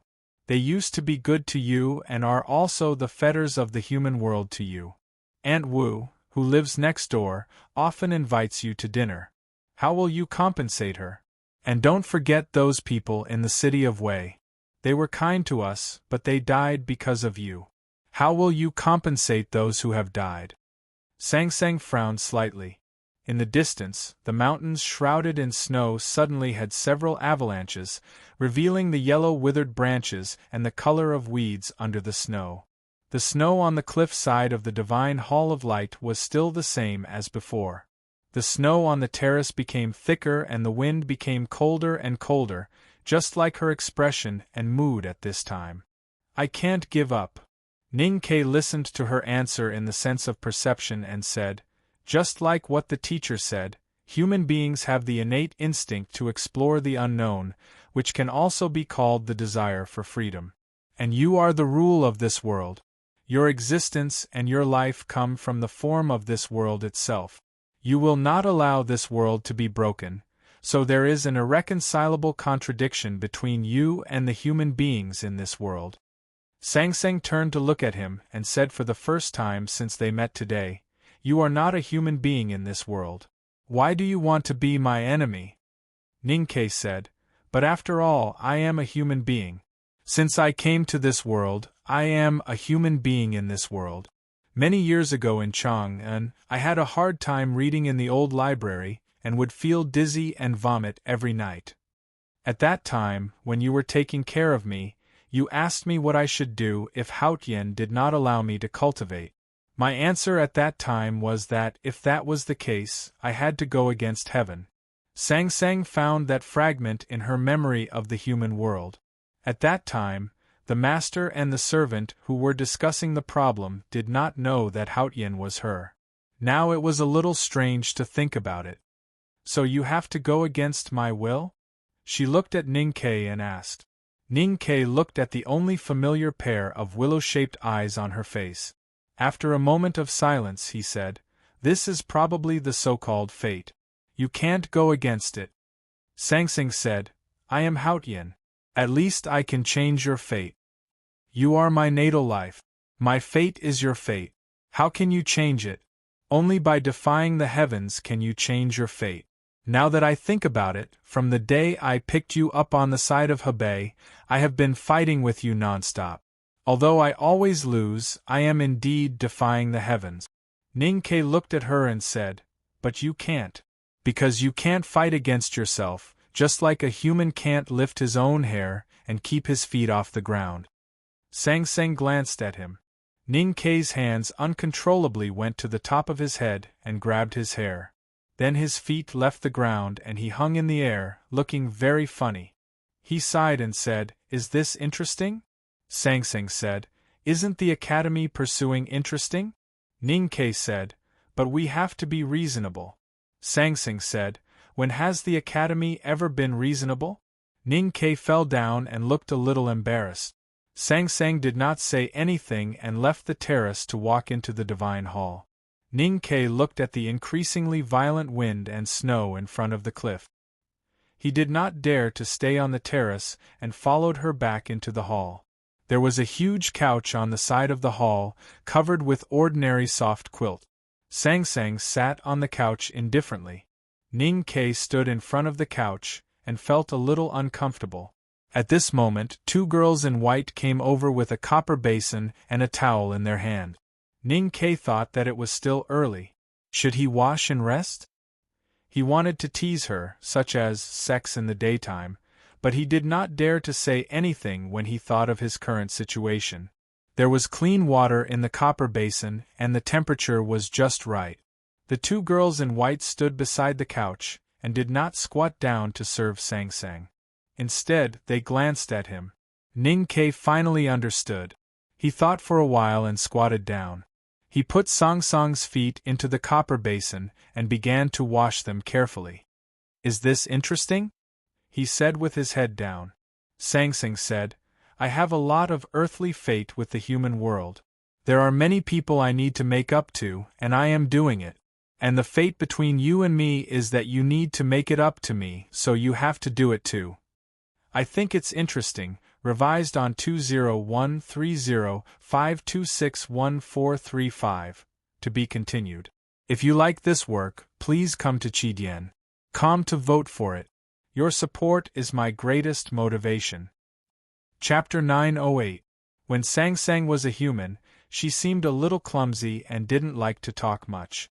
In fact, that was just on the surface. The most fundamental reason was that she had a cold personality. If one looked deeper, the reason was that she never had any real feelings for the world she lived in. The soldiers and civilians in the city of Wei, and second brother and Chen Pippi in the academy had all cared for her. Xiao Chao had given her many gifts, but she rarely returned them. The past was the bond she had left in the human world. Since she couldn't cut it off, she had to make up for it. But Ning Ke was an exception. She had given enough feelings to Ning Ke in the human world. She had dedicated all her thoughts and even her life to him. So she didn't need to make up for it. If she wanted to cut off the bond with Ning Ke, she would need to take back everything she had given him, such as washing his feet, making his bed, and following him around. To her, it had nothing to do with whether it was interesting or not. It was what she should do. Ning Ke didn't think it was what he should do. But compared to the pain of being dismembered, washing her feet was really a small thing. So he squatted down without hesitation.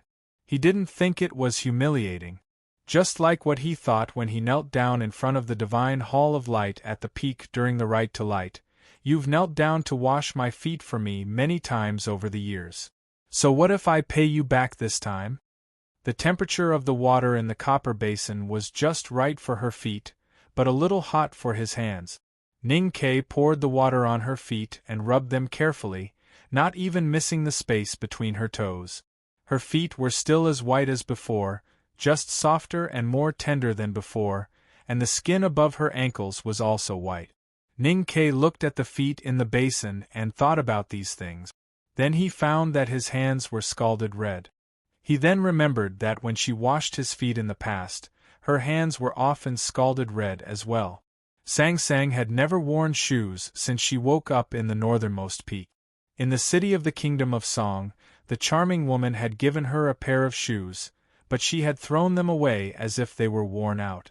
She walked barefoot through the wilderness, the countryside, the city, all the way to the West Hill Divine Palace and the mortal world. Her feet were still so clean, without any dirt on them. There was not even a speck of dust on her round, smooth, glass-like nails.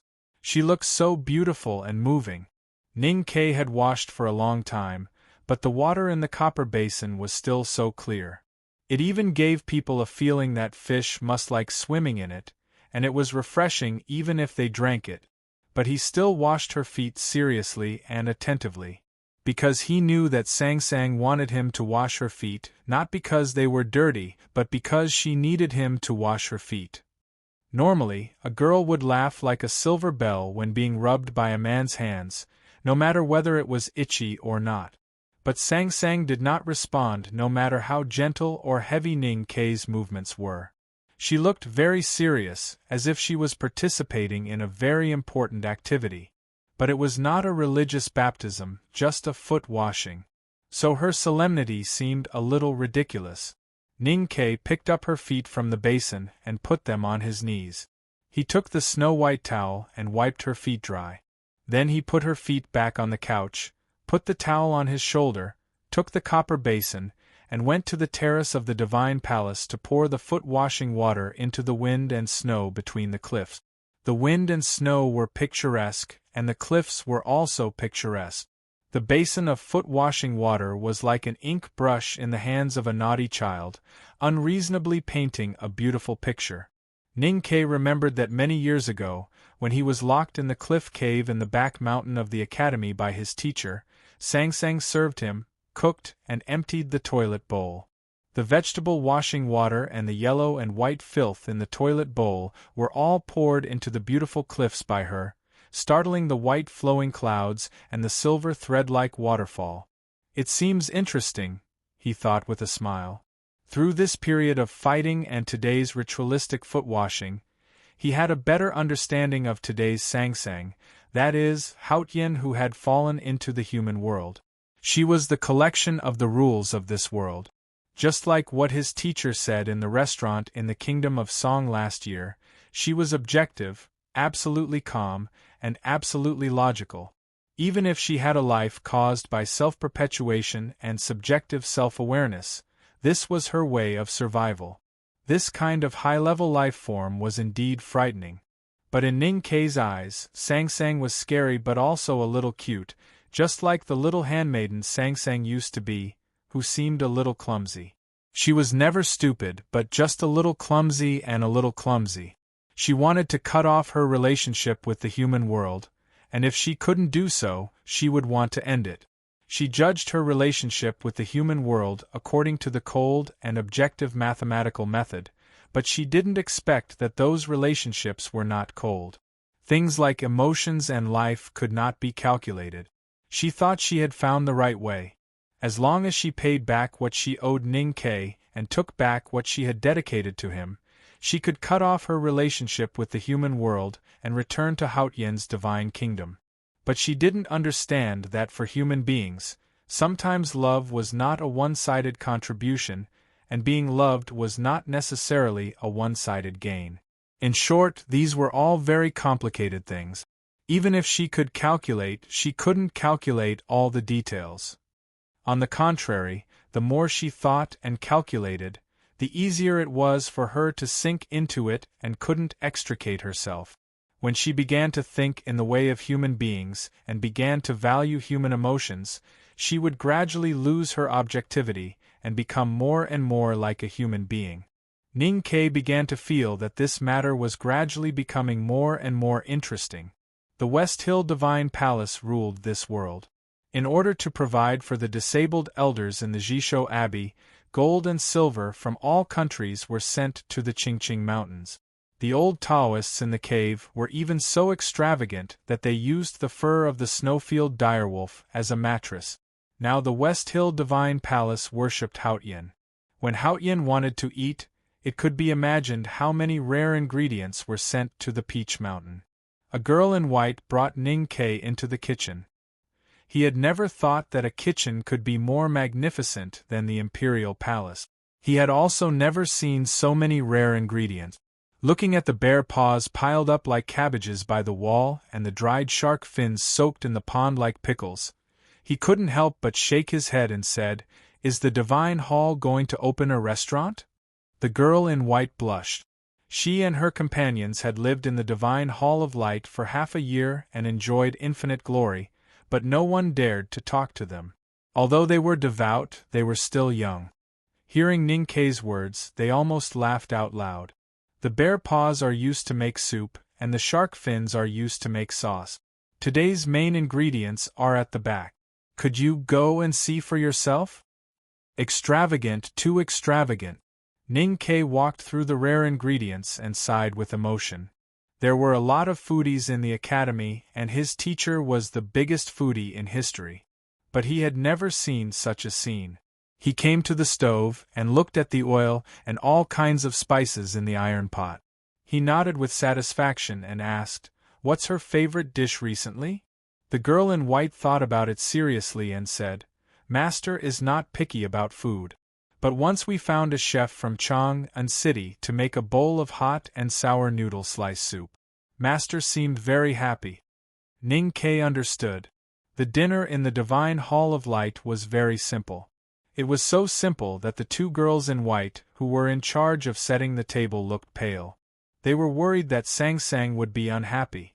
Ning Ke made a dish of cabbage head in vinegar, a pot of radish stewed with preserved pig trotters, a plate of stir-fried water spinach, and a bowl of egg yolk tofu. He used the most common ingredient. The girl in white was very anxious and suggested that he should at least change the egg yolk into crab roe, but he refused without hesitation. The dining table in the Divine Hall of Light was also very big, even bigger than an ordinary house. The simple dishes on the table looked even more shabby. Sang Sang sat down at the table. Ning Ke stood beside her and served her a bowl of pig trotters soup and a bowl of white rice. The two girls in white lowered their heads and were too nervous to say anything. Looking at the shabby dishes on the table, Sang Sang was silent for a while. She did not say anything or get angry. She took the bowl from Ning Ke and began to eat. She ate very fast, just like in the old days. The reason why she ate so fast was because she had to clean the table and wash the dishes after eating. The reason why she ate so fast now was because eating was just a habit for her. It had nothing to do with absorbing energy, and it was not a human enjoyment. It didn't take long for the dishes to be almost finished. She ate 3 bowls of white rice and then stood up to leave. Although she did not say anything, she felt that she should be satisfied. Ning Ke looked at the girl in white and smiled. He sat at the table and pulled over the rice bucket.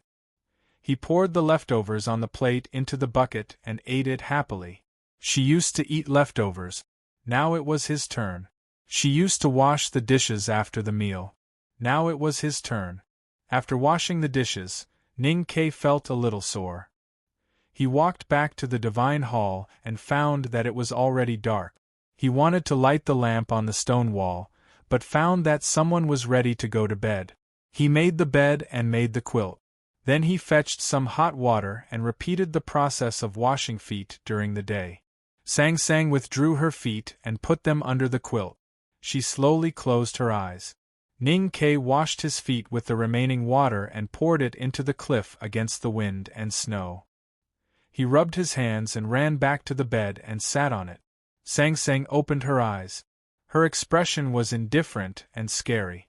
Ning Ke explained very seriously, "Normally, I should warm your bed at this time." Sang Sang frowned slightly and felt a little annoyed. Ning Ke did not seem to see her reaction. He said with a smile, "You used to be cold and never succeeded in warming my bed. But I have a hot body." There were a lot of typos in yesterday's chapter. When I revised it, I also adjusted some words and sentences. I found that it still needs to be revised. If there is enough time in the future, I will try to do it. To be continued. If you like this work, please come to Chidien.com to vote for me. Your support is my greatest motivation. Chapter 909. Ning Ke said it naturally, especially the last line, hot body. It was like a clumsy poem written by a young poet, which was straightforward and funny. Sang Sang did not feel happy and said indifferently, "No need." Ning Ke felt that she was being polite, or pretending to be polite, or trying to convince himself that she was being polite. So he moved to the bed impolitely, and his hand fell on the quilt. Sang Sang looked at him. There was no emotion in her bright willowy eyes, not even disgust. Ning Ke's face instantly turned pale and he began to cough. Once he started coughing, it was hard to stop. He coughed so hard that his heart and lungs were torn apart. He curled his body in pain until he coughed out blood, which fell on the ground like dark red plum blossoms. His chest was as painful as being pierced by a burning blade. He was very worried that if he continued to cough like this, he might die of blood exhaustion, or even cough out his heart and liver. Sang Sang's face was expressionless. Ning Ke stood up and left the bed. He rubbed his aching chest and picked up the quilt that should belong to him. He walked to a dark corner and laid it on the bed, letting out a sigh. This sigh sounded a little aggrieved.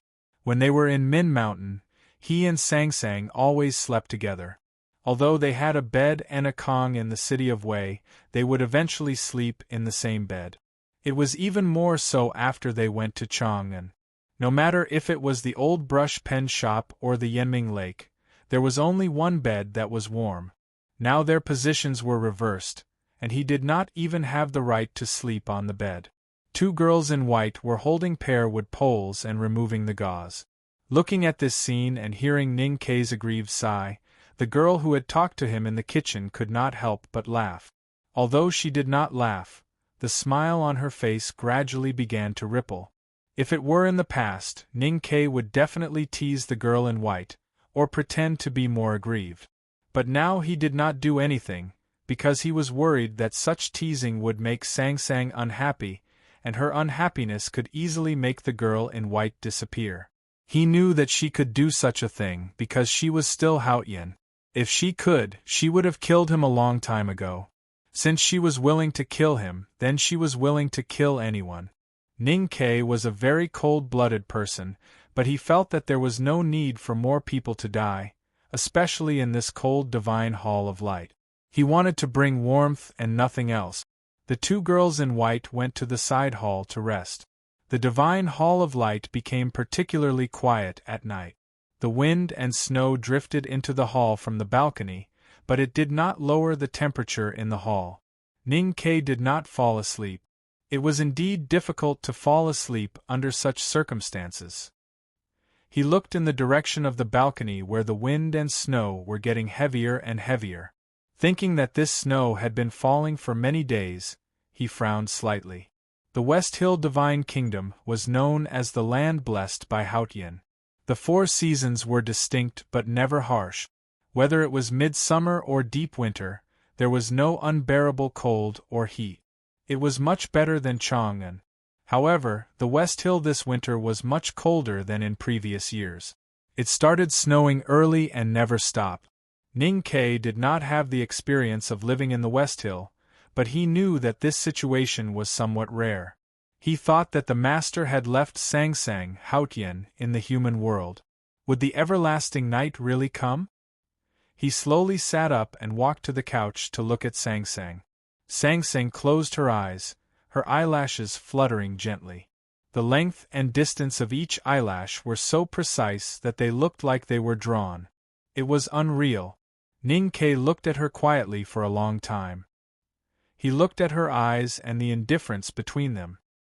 He looked at her eyelashes and the wisdom in them. He looked at her lips and the redness between them. He looked at her ears and the strands of hair fluttering beside them.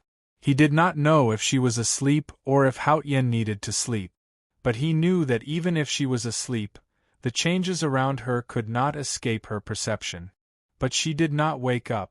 She still quietly closed her eyes as if she was having the sweetest sleep. Her face was so ordinary, but she looked like the most noble princess. For Ning Ke, Song Song's face was now very strange. But looking at it quietly, he felt that it was more and more familiar, as if she had always looked like this in the past years. He did not understand why. Because she was Hao Tian or because she was his wife. The night sky above the West Hill Divine Palace was covered by snow clouds. The moon could not be seen.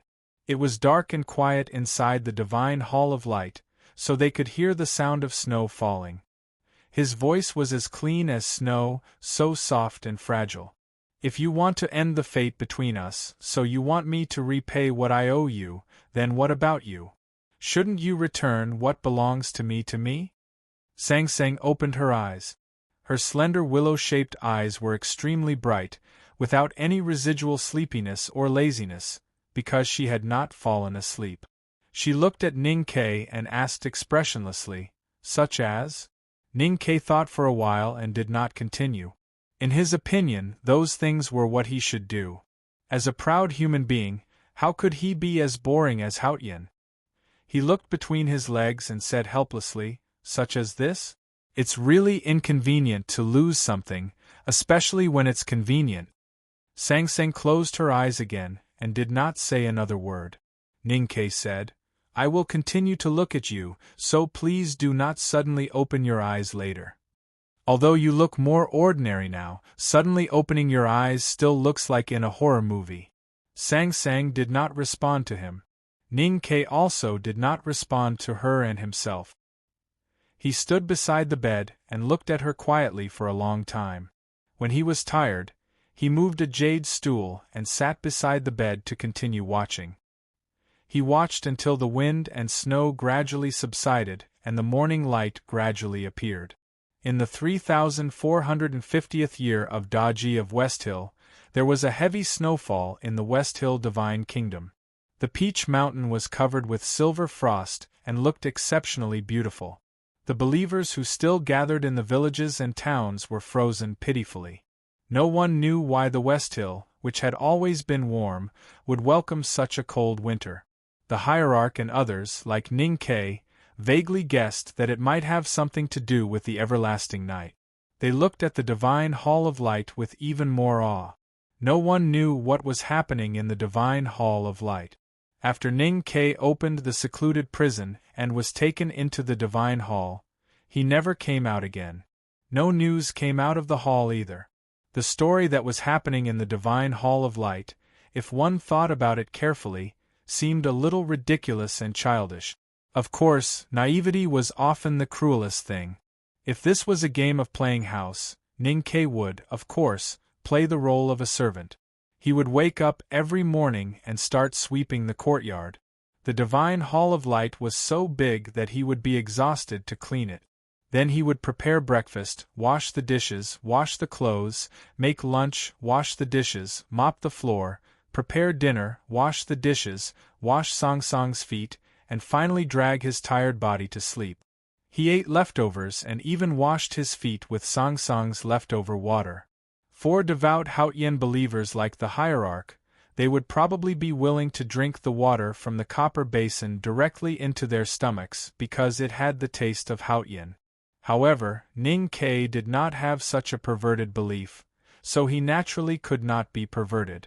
Moreover, in the world he once lived in, drinking his wife's foot-washing water was the biggest insult to a man. In addition to these daily chores, he also had to take care of Song Song's daily necessities, including making tea and playing chess. Making tea was easy, but playing chess, Chen Pippi had never beaten Sang Sang, let alone Ning Quebec. Therefore, playing chess became the most painful and humiliating thing for him. The days were simple and boring. He did all kinds of things tiredly and fell asleep at night as soon as his head touched the pillow. He no longer had the energy to stand by the bed and watch her for the whole night. Sang Sang did not seem to change at all. She was still indifferent. Ning Ke originally had great hopes for life in the divine hall of light. He wanted to make her more and more like a human through spending time with her day and night. But now, looking at her emotionless face, his hopes had long turned into disappointment. One day, he took a bamboo broom to sweep the snow on the terrace. The weather was extremely cold, just like his current mood. There was no smile on his face now, just like the cold mountains. The bamboo broom rustled on the snow, like a brush writing on a slightly coarse bud paper. Countless messy marks were swept on the terrace, which looked like a piece of cursive calligraphy. The person who wrote cursive calligraphy was a little manic. At this moment, the wind and snow suddenly raged and kept falling on the cliff. The terrace that had just been swept was instantly covered with a layer of snow again. The cursive calligraphy was destroyed just like that. Ning Ke stopped sweeping the snow and stood in the wind and snow with the bamboo broom in hand. He looked at the gray sky and asked, "How long will it take? What do you want to do?" Sang Sang said, "I have washed your feet many times, cooked for you many times, mopped the floor many times, and washed the dishes many times. What you are doing now is not even 1% of what I have done." After a moment of silence, Ning Ke said, "You know it's useless. I do owe you a lot, but you also owe me a lot. We will never be able to clear up the debt between us." After saying this, he turned to look into the hall and said, "In Min Mountain, I carried you on my back many times, washed your diapers many times, fed you many times, and killed many people for you." Sang Sang walked slowly and said expressionlessly, "This is a common human emotion, the heart of caring for the young." In the wind and snow, Ning Ke's mood was as cold as the wind and snow, and as angry as the wind and snow. "What about when you grow up? When you were sick, I held you in my arms and warmed you with my body. How can you repay me? From the academy to the Lank Temple and then to Chaoyang City, I have always washed your feet. How can you repay me? I carried you on my back out of Chaoyang City and into the wilderness. When the whole world wanted to kill you, I carried you on my back all the time. How can you repay me?" Sang Sang walked to the railing and looked at the human world in the wind and snow with her hands behind her back. Many images appeared in the falling snow outside the precipice. These images were a little blurry, but they were so clear. They were the rain after the drought in Hebei Province. They were the young animals struggling in the well in Min Mountain. They were the teenagers who happily cut off the heads of the horse gang by the Shubi Lake. They were the little handmaiden who walked unsteadily with a flagon of wine and roasted chicken. They were the fried egg noodles in the old brush pen shop. They were the morning sun in Chaoyang City. Under the morning sun, he kept running and waving his knife with her on his back. She was weak but happy and leaned on his shoulder, holding the big black umbrella tightly in her hand. I left for home on the 31st and arrived on the 1st because the awards ceremony of the book review competition was held in the evening. Of course, the most important thing was that I missed my wife. To be continued. If you like this work, please come to Chidien.com to vote for me. Your support is my biggest motivation. Chapter 9-10. The scenes in the wind and snow outside the terrace were all scenes of her in the human world, and he was in all of them. She was Haotian, and her story in the human world was predetermined. Only he came uninvited and never left. Whether there was a rope or not, they were always together.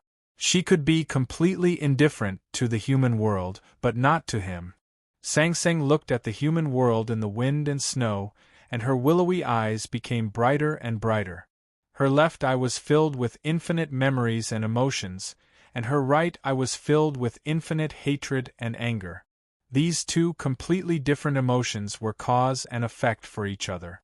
Ning Ke asked her how to return it, and how to return it.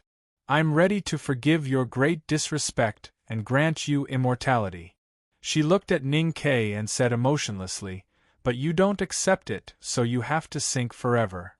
The wind and snow outside the cliff suddenly became stronger, and those scenes in the wind and snow were torn into countless snowflakes. They were blown to the terrace by the cold wind, and many snowflakes fell into her eyes. The temperature in Song Song's eyes quickly dropped. Memories, emotions, hatred and anger were all frozen into crystal-clear ice cubes, and then disappeared without a trace. Ning Ke looked at this scene and felt his heart become colder and colder. He said, "We used to live and die together, and we will live and die together again. I don't want you to leave, and the human world doesn't want you to leave either. For this, I can do many things, just like what I'm doing now. What you've done is far from enough." Sang Sang said, "I once surrendered to you, so you have to surrender to me." Ning Ke understood what she meant by surrender. It was the divine will that had been shaking in his sense of perception. Surrender meant that he had to remove the natal connection between them. He silently picked up the bamboo broom and continued to sweep the snow. The wind and snow outside the cliff were so heavy that it was in vain when he swept a corner of the terrace. The wind and snow were endless, just like the war. But Ning Ke did not give up. He held the bamboo broom and kept sweeping from morning to dusk, and still sweeping at night. Sang Sang did not leave either. She watched Ning Ke sweeping the snow without changing her position. The frost dyed her eyelashes silver, and she looked very beautiful.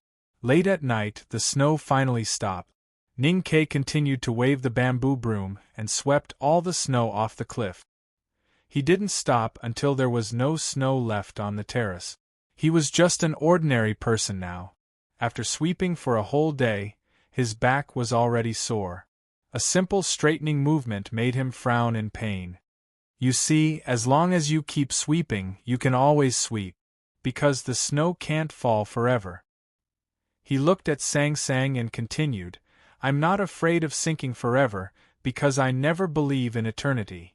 As long as you are in the world, you can't always win." Sang Sang did not say anything. The terrace was quiet and dark in the night. Suddenly, a faint light fell.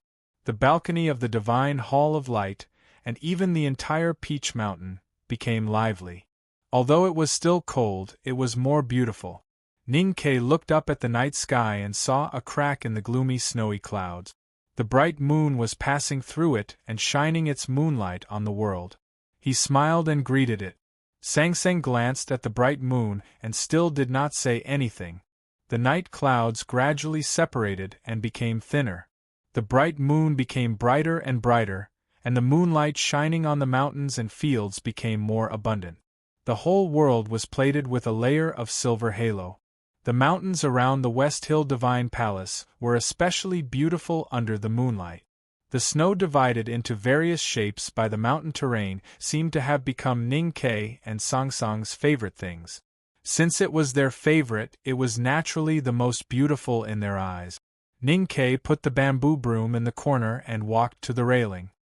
He looked at the mountains under the moonlight and said, "The moonlight tonight is as bright as 100,000 taels of silver. It's so beautiful." Sang Sang walked to him and said, "Yes." She said it very naturally, as if she had said it on a whim without any thought. Ning Ke's hands trembled slightly and slowly fell on the railing. After a long silence, he turned to look at her eyes and said, "You are Sang Sang." The Sang Sang in this sentence was his little handmaiden Sang Sang, not Haotian, who was called Sang Sang. Sang Sang did not say anything or look at him. She just frowned slightly. Ning Ke looked at her and continued, "Even if you don't admit it, you are Sang Sang." Sang Sang turned and walked into the Divine Hall. Ning Ke looked at her back and shouted, "I bet 100,000 taels of silver that you are Sang Sang." After a moment, Song Song's cold voice sounded in the Divine Hall, "Go get some water to wash my feet." Life in the Divine Hall of Light was very ordinary. In Ning Ke's opinion, Sang Sang would be weakened by his means, but he did not expect that it was also a kind of torture for him. He wanted her to come back to him, instead of being alone outside the world. But he could not see a glimmer of hope. She did not change at all, as if everything was in vain. He could not hold on any longer. Tonight, when the wind and snow disappeared, he finally swept the balcony and the moonlight shone on the world. He heard Song Song's words. Hao Yen would not express her emotions about anything in the world because she did not care about it. She sighed to the moon tonight not because of the headmaster, but because he said that the moonlight tonight was as bright as 100,000 taels of silver. What she really cared about was the silver. That kind of care was so strong that she even forgot that she was Hao Yen. Since she cared so much about the silver, she must be Sang Sang. Ning Kei's mood was very complicated. He was happy because he finally confirmed that Sang Sang was Sang Sang. He was also excited because he saw the hope of victory. But he was also a little anxious because when he saw hope, he would have a strong impulse and desire. He wanted to put his hope into reality.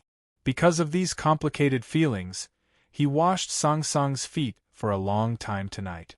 Even when the warm water in the copper basin became cold, he still kept washing. The water was a little cold, so were Song Song's feet. He kept rubbing them with his hands, but he could not raise the temperature of the water and the skin. So his hands became cold as well. But Ning Kei did not feel uncomfortable. Because of the change of mood, he felt that Song Song's feet were very fragrant and soft tonight. It was very comfortable to rub them. He even wanted to wash them like this forever. It was like the saying that he could not bear to put them down. Ning Kei's movements became slower and more delicate. He gently rubbed the soles of her feet, her insteps, her ankles, and sometimes he would gently scratch them. He also gently rubbed her shell-like toes, feeling the wonderful touch. Gradually there was a taste of warmth and lust. Tonight, he washed her feet for a long time, as if he wanted to wash them forever. Ning Kei's throat became tighter and tighter, and the expression on Song Song's face became more and more indifferent. She knew what he was thinking at this time, but she did not get angry, because those were the lowly physiological reactions of human beings. They did not even have the qualification to make her angry. Under the moonlight, Ning Kei looked down at the pair of white lotus-like feet in the copper basin for a long time. Suddenly, he raised his head and looked at her silently. She looked at him silently and did not say anything. The two looked at each other for a long time. There was nothing but desire and desire in Ning Kei's eyes. In the deepest part of Song Song's eyes, there was not only strong disgust, but also a trace of confusion. She found that at this moment, her heaven's will became a little chaotic. Ning Kei stared at her eyes and said in a slightly hoarse voice, "I want to fuck you." The reason why his voice was a little hoarse was that he was very nervous and excited. Sang Sang blinked her eyes expressionlessly, crushing the trace of confusion in the deepest part of her eyes. A bloodstain appeared on Ning Kei's throat, which widened at a speed visible to the naked eye and kept going deeper into his throat. It had touched his vocal cords and he could no longer speak. Blood flowed from his neck and dripped into the copper basin. The clear water suddenly turned red. His hands and her feet were soaked in the water, as if he was trying to pick a white lotus in the pool of blood. Ning Kei's eyes were a little red, like a ferocious beast at a certain time. He ignored the blood on his throat, slowly stood up, and approached Sang Sang. There was still no emotion on Song Song's face. A looming space crack appeared in front of the bed, between her and Ning Quebec. That represented the boundary of her world. As long as Ning Kei continued to move forward, he would die. Her world did not allow any human to enter, even if Ning Kei was the special one. Ning Kei saw the boundary of her world. He could not break it, so he chose to close his eyes and fall forward. He wanted to use the most basic rule. The gravitational force between all things was the rule he borrowed. No matter whether he would regret it or not, he could not change the fact. Even if he would be beheaded later, he could not change it. He fell toward her. The space crack did not fall on his throat, but on his cheek. There was a very thin wound on his cheek, where there used to be a small dimple. He collapsed on top of her. He pushed her down on the bed. His blood flowed onto her body. He opened his arms and hugged her tightly. Since you let go of the world and let me come to you, then don't think about running away from me. Ning Ke and Sang Sang looked at each other, very close. In the dream, this scene happened many times. In the dream, they had been intimate countless times, but in the real world, this was the first time. Ning Ke felt that the body of the woman in his arms was very fat, very soft, and a little strange, because his Sang Sang was very thin, but also a little familiar, because he had smelled this woman for many years. His right hand instinctively fell on her towering breasts, his fingers deep into her cyan clothes. He felt that he was lying on a boat, rising and falling with the waves on the ocean, and it felt very wonderful. There was no expression on Sang Sang's face, and her eyes were unusually bright. She stared at him without saying a word. Ning Ke's desire was very strong, and the most powerful instinct of life began to wreak havoc, but there was nowhere to release it. The divine hall of light was silent. He kissed her lips lightly. In the dream, he had kissed her before. In the real world, he wanted to kiss her too. Haotian was kissed by a man. Thus, the whole world began to tremble. Note: this sentence came from the Chi Hall's Weibo. The chapter name is Michael Jackson's album. These two chapters are the two most important chapters of the coming night, and they are related to God, so they have to be named like God. The first two chapters have been revised, and you don't need to read it again, just the words. Today's update is a little late, because I have started to quit smoking and I feel very uncomfortable. Friends who don't smoke may not understand, but recently, my mood must be very bad, and I may be easily irritable in communication. Please understand in advance. It seems a little stupid to quit smoking at the most important time of the coming night, mainly because I have to write 200,000 in June, so I might as well do it earlier, and try to get through this period as soon as possible. Finally, I wish everyone good health, and let's work hard to train together, so that we can go against the natural order. To be continued. If you like this work, please come to Chidian. Come and vote for me. Your support is my biggest motivation. Chapter 9:11. Ning Ke and Sang Sang did not close their eyes. Their eyes became closer and closer until they merged into one. In the depths of Sang Sang's eyes, stars were destroyed and then reborn, turning into confused stardust. Everything was in God's plan, but she still felt a little confused when it came to the end. She found that she did not hate the contact with Ning Quebec. This fact made her extremely angry. She clenched her fists tightly and looked at Ning Ke in front of her. Feeling the disgusting wetness on her lips, her divine body tightened like a rock and began to tremble violently. Ning Ke woke up from the previous strange mental state and realized what he had done. He was actually kissing her. He thought she was Sang Sang, but he still could not suppress the fear. The fear made his body extremely stiff and then began to tremble slightly. They hugged and kissed each other on the couch. Because of the trembling of their bodies, their lips kept rubbing against each other, feeling a little numb and itchy. Even their teeth gently bumped against each other, making a crisp sound. This was trembling. Ning Ke hugged Sang Sang and trembled more and more violently.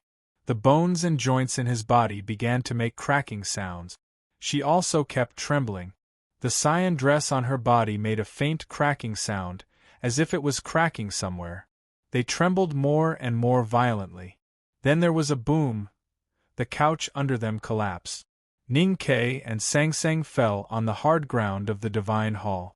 The ground shook and undulated like waves. Several extremely deep marks appeared on the surface of the pillars that supported the divine hall. The hard walls of the divine hall seemed to be blown by the strong wind of tens of thousands of years. Countless stone chips peeled off and fell on the ground, making a clapping sound. It seemed to be applause, but also seemed to be something else. This tremor left the Temple of Light at an unimaginable speed and began to spread in all directions of the world.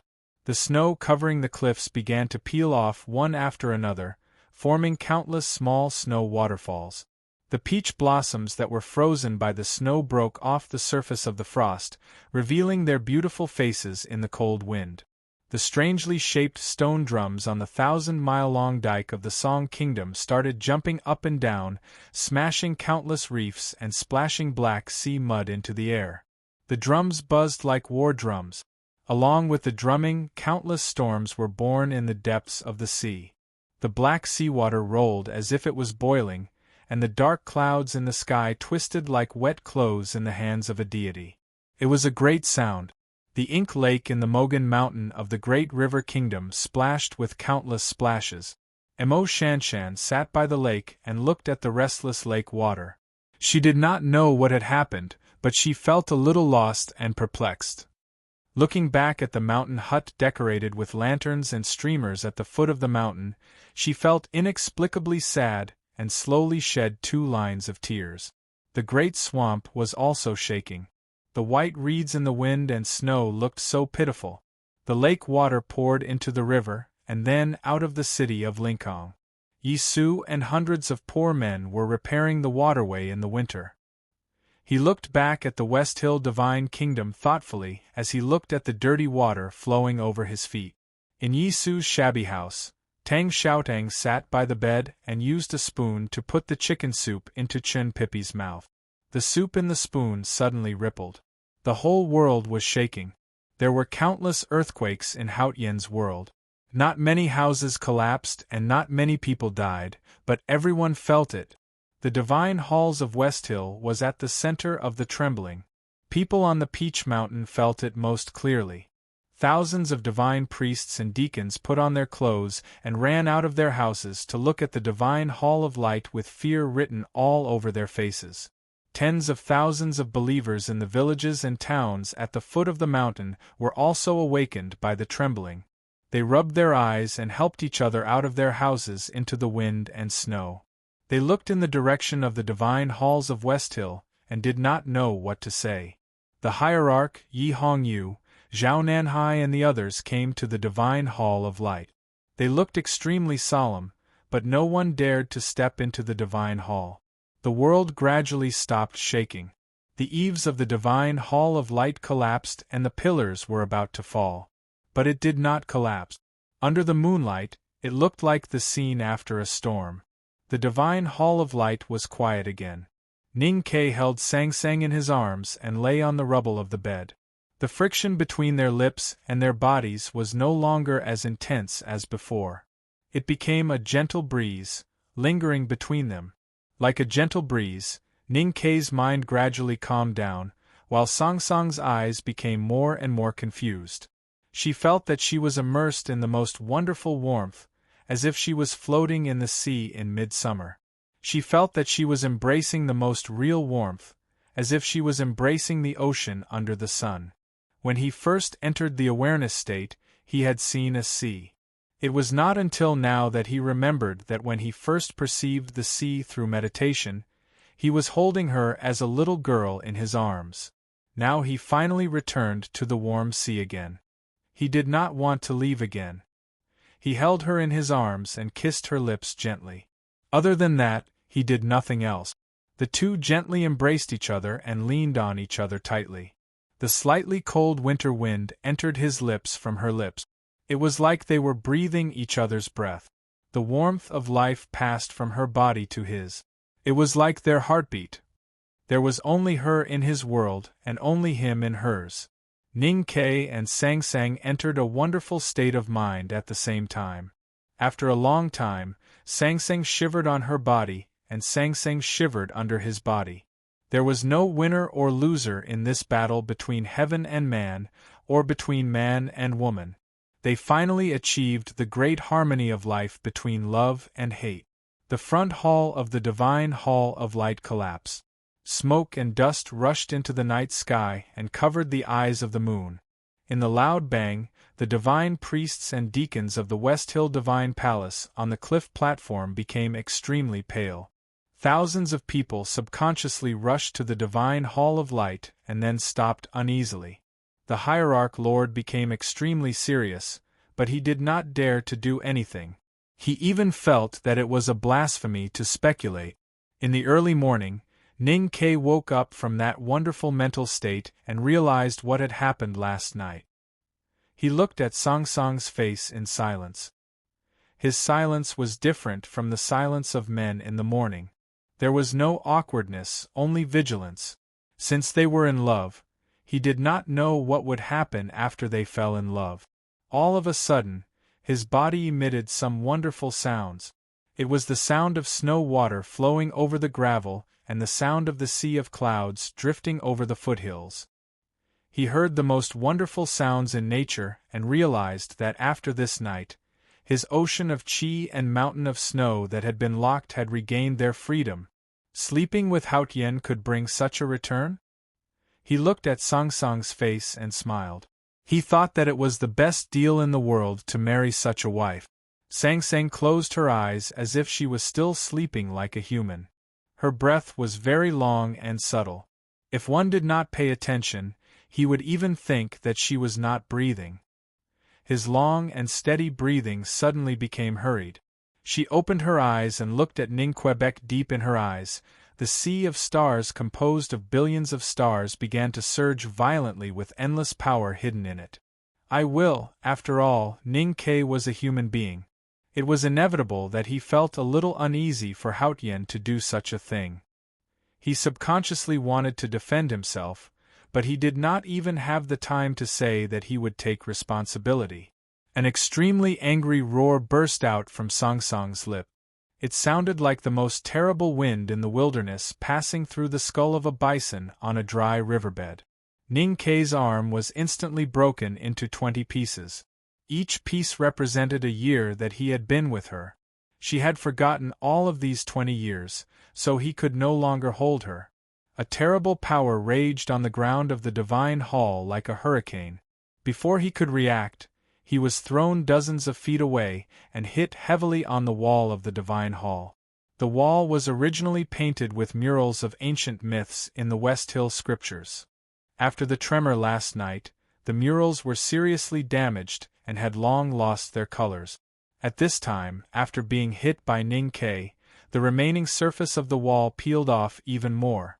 Then, it was dyed red with blood and the myths became bloody. Ning Ke sat under the wall with his legs spread open and kept coughing up blood. He looked extremely miserable.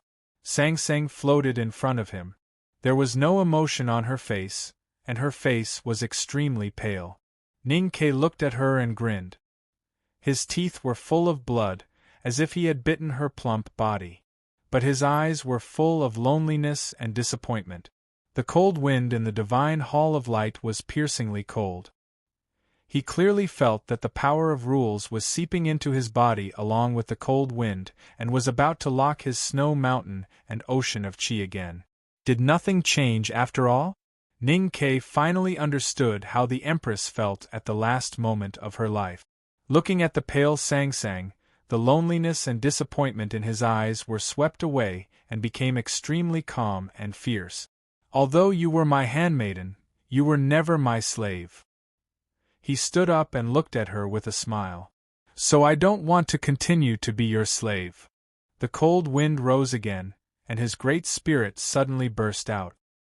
His figure turned into a residual shadow and rushed to the balcony facing the cliff, leaving a clear line of blood behind him. His feet landed on the balcony, trampling the new layer of snow that had just been laid in the morning. He rushed to the railing, and without any hesitation, he slapped the railing with his palm and jumped. Slap the railing all over, and look at the end of the world. Slap the railing all over, and I will cut off your and my road. He jumped over the railing and jumped down the cliff. At the same time, Sang Sang came to the railing. She didn't have time to stop him from jumping off the cliff. She didn't expect him to jump off the cliff. Heaven couldn't predict him because he wasn't her people, let alone her slave. She stood by the railing and looked at him falling in the clouds. He floated in the fog and looked at her by the railing. Separated by life and death, The two looked at each other in silence. Time seemed to stop at this moment. "Do you want me to die so much?" Sang Sang looked at Ning Ke falling into the abyss, and felt a little pain in her chest. She thought it was the injury from last night, but it was not. The 74th and 75th chapters have been revised again. I will replace them when I get home. There are very few changes, so you don't need to read them. Yesterday I said that these 2 chapters are the 2 most important chapters of The Rising Night. I am quite satisfied with the result. Starting and turning, this is the turning. Next is the turning of 3,000 miles. To be continued. If you like this work, please come to Chidien.com to vote for me. Your support is my greatest motivation. Chapter 9:12. Looking at Ning Ke, who kept falling between the cliffs, Sang Sang suddenly remembered that Ning Ke often told her some stories in the city of Wei many years ago. In those stories, the extremely angry villains would often say, "You want to die? Not so easy." The most basic rules of this world were in her hands, and the appearance of nature was completely up to her. She had already come to the human world. How could it be so easy for you to die? Sang Sang flicked her sleeves, and the flowers on her sleeves seemed to come alive. The divine hall of light behind her continued to collapse with a rumbling sound, and gradually became ruins. Countless streaks of chi of heaven and earth responded, and turned into a cold wind. The snow outside the cliff suddenly became chaotic, and the clouds below the cliff were cut into countless strands, and then densely weaved together, turning into something like a quilt. Ning Ke fell between the cliff. Suddenly, he felt that the space around him became sticky, and countless strands of clouds lingered. They softly interacted with each other, and the speed of his fall suddenly became much slower. In this dense cloud, he felt the power of rules, and even more clearly felt her will. She did not allow him to die like this, so it was difficult for him to die. Ning Ke could not accept that his life and death were in the hands of others, even if that person was her. Since he had jumped into the abyss, he did not want to succumb to her will again. Facing the countless layers of clouds below him, he stretched out his hand and wrote a word in the wind. His hand trembled violently because the wind between the cliffs was too strong, and because his arm bones were broken into 20 pieces. Just moving even a little bit would bring him great pain. But his word was written very clearly, and every stroke seemed to be engraved on the cliff. No matter how the wind blew, the clouds would not erase it. A sharp talisman was suddenly released between the cliffs. The cloud represented the power of rules, and it was set by Haotian herself. Logically speaking, except for people like the headmaster, no cultivator in the human world could break it. But Ning Ke was an exception because she was his natal. More importantly, in the divine hall of light, in the U prison, in reality, and in his dreams, he had been tortured by her countless times. He had used his flesh and blood and endless pain as the price to truly experience her power of rules countless times. During the days when he was imprisoned in the U prison, Ning Ke had spent all his time learning the power of rules that she had demonstrated, apart from fighting with her in his dreams. As far as the eye could see, among the countless reincarnations in the human world, he understood Haotian the best. Now, his grasp of the power of rules in this world had also far surpassed that of all his predecessors. He wrote a talisman on the precipice. This divine talisman was not the most powerful divine talisman he had ever written. Compared to the Taoist talisman he had written in the blue sky of Chang'an, it was not even worth mentioning. However, this talisman of had vaguely touched the threshold of the basic rules of space. Noiselessly, the countless layers of clouds and mist between the precipices were torn into 2 huge gaps. The gaps converged in the middle and turned into 4 pieces before rolling towards the precipice. Ning Ke broke through the clouds and fell faster and faster. The remaining wind and snow between the cliffs were smashed into the finest powder when they touched his fluttering sleeves. Soon, he landed below the 3 cliff plateaus. The stone window that the U prison had carved between the precipices flashed past. The precipices and rocks became a rapidly changing monochrome picture in his field of vision. Occasionally, protruding rocks were stretched into extremely straight lines. One could imagine how fast they were falling. The howling wind rang in his ears, and the cold wind cut his face like a knife. He looked at the dark abyss at the bottom of the fog, looking at death, but his expression was so calm and fearless. You used to be so afraid of death. Now, you would rather commit suicide than let me die. Sang Sang stood by the railing and looked at Ning Ke, who had become a small black dot between the precipices. Her face was slightly pale. If he fell into the abyss, he would definitely die. If he died, how could she live? The moment she arrived in the human world, she could cover 1,000 miles with one step. It was easy for her to save Ning Ke from the precipices. The problem was that she slowed down on the second step in the human world.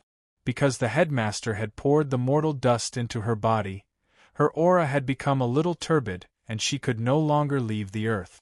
Sang Sang's hand gently fell on the railing. She did not touch the railing, and the railing broke. The railing was completely broken, and the cliff at the terrace collapsed towards the precipices. She walked towards the clouds and mist outside the cliff. Between the precipices at the foothills of the Peach Mountain, there were countless booming sounds, like thunder. In fact, it was the sound of something breaking through the air. A figure in indigo appeared between the precipices, and the snow clouds scattered in fear. The resentment of the U prison's sinners for thousands of years had turned into fog. They did not dare to invade and hid between the precipices. She descended from the sky and came to his side. The mountain wind blew the hair on her cheeks, but it could not move her indifferent expression.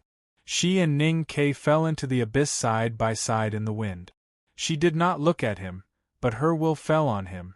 "Do you want me to die so badly?" Ning Ke looked at her quietly and said in his heart, "No, I just don't want to live alone. Compared to this, I would rather the two of us die together." The dispersed clouds between the precipices gathered again. Ning Ke could no longer be seen, nor could he see Sang Sang's indigo dress. The abyss at the bottom of the fog was extremely quiet, just like it had been for thousands of years. The hierarch, Zhao Nanhai, and the others came to the edge of the cliff and looked down with a solemn expression. They did not feel anything.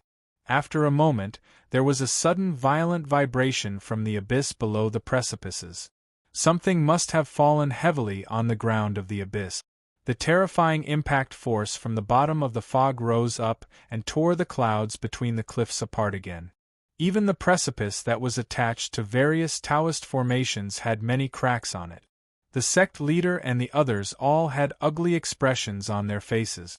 How could anyone survive such a terrifying collision? Of course, Haotian should be fine. But how could she come back from the abyss? In a corner of the half-ruined divine hall of light, a horse neighed anxiously. The sound of hooves sounded like a rainstorm. The big black horse knocked over several deacons in black and rushed down the mountain. The abyss was full of fog. No matter how hot the sunlight was, it was difficult to fall on the ground. Ning Ke opened his eyes and looked at the gray sky. He felt as if he had returned to the city of Wei in the 9th year of the Tianqi era. That year, the city of Wei ushered in the most violent sandstorm. He felt a little dizzy and it took him a long time to wake up. He realized that he should be in the abyss behind the Peach Mountain, and then he found himself in a pit. Jumping from the peak would naturally make a deep pit on the ground. What he could not understand was why he was still alive. If Sang Sang kept him alive, then where was she? The trees at the bottom of the abyss were different from those outside. Obviously, their roots were much more developed than the branches and leaves. Most of the trees were vines with thin and sparse leaves. Perhaps no one had ever come here before. Countless years of decayed leaves had accumulated together and formed a thick layer. Ning Ke had not completely woken up from the dizziness caused by the impact. He felt very comfortable lying on the soft decayed leaves. He did not want to stand up at all, and even wanted to lie like this forever. At this moment, Sang Sang's voice sounded in the fog. How long are you going to lie like this? Her voice was still so cold, so ruthless, and so solemn, but the content of her words had gradually become human. Ning Ke listened to her voice in the fog, but it also seemed to be ringing in his ears. He could not help but sigh with emotion. She was indeed Haotian, who was far away but close to his ears. Get up. Song Song's voice sounded again, and her mood became colder. Ning Ke's expression changed slightly. This time, he finally heard clearly that her voice was indeed ringing in his ears.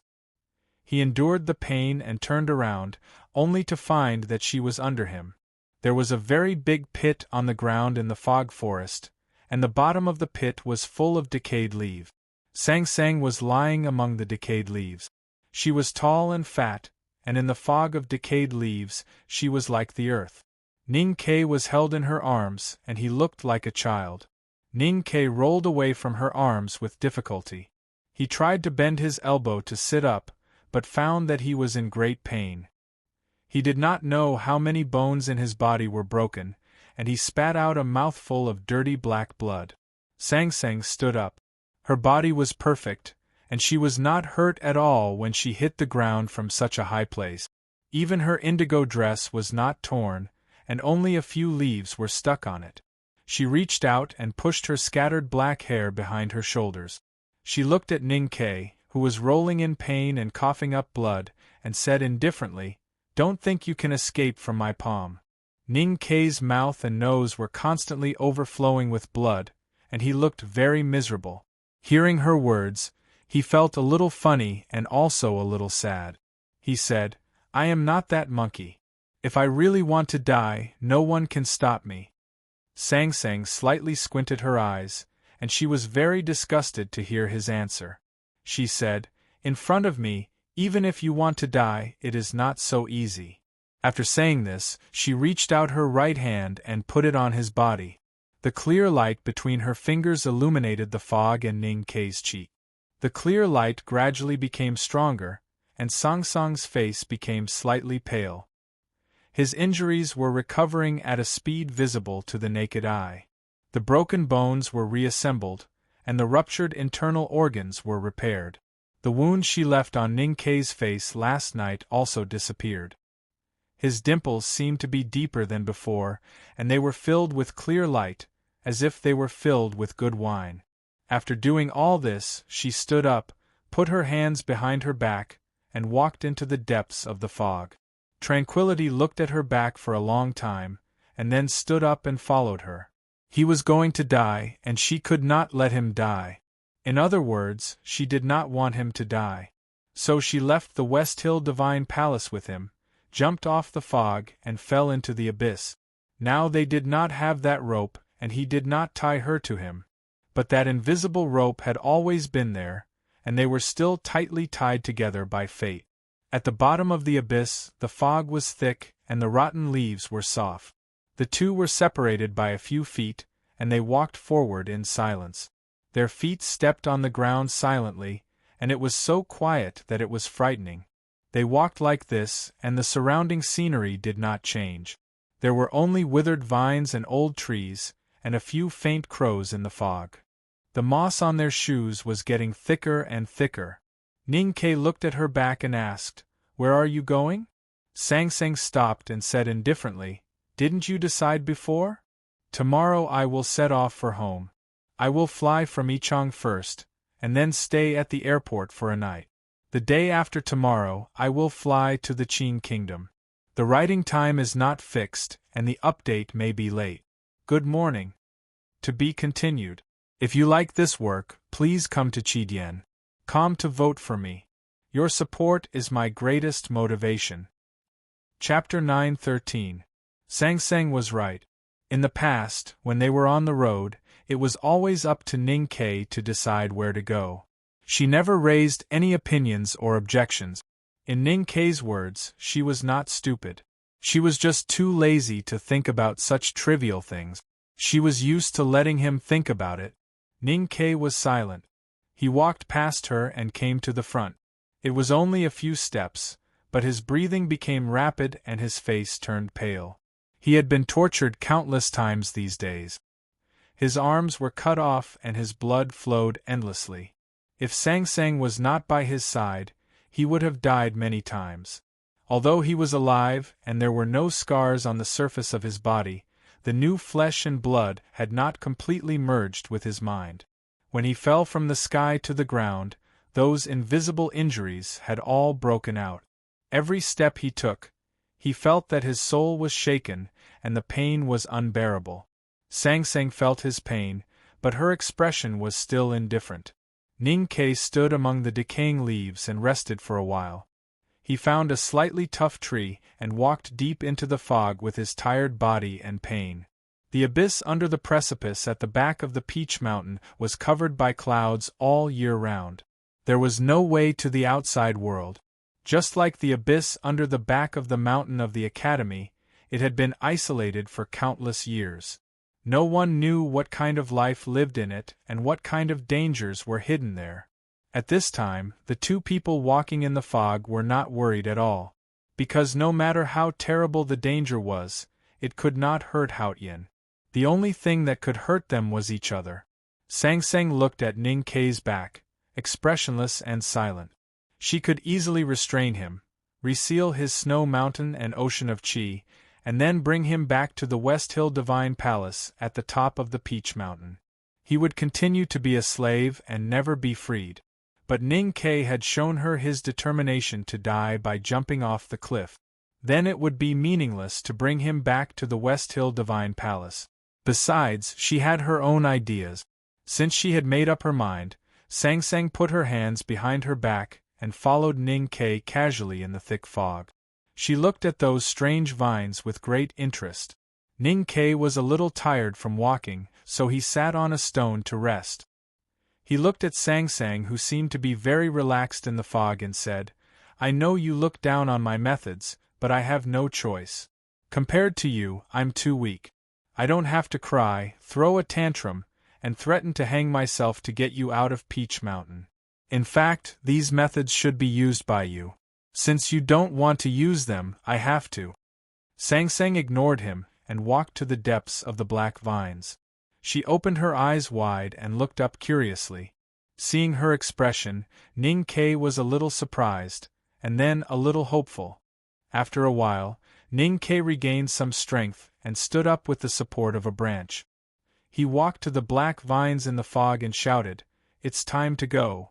Sang Sang walked out of the vines with no expression on her face.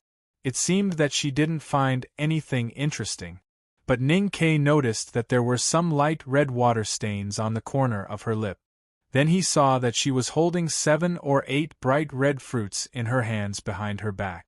He thought that the fruits must taste good. Ning Ke didn't say anything and kept walking forward.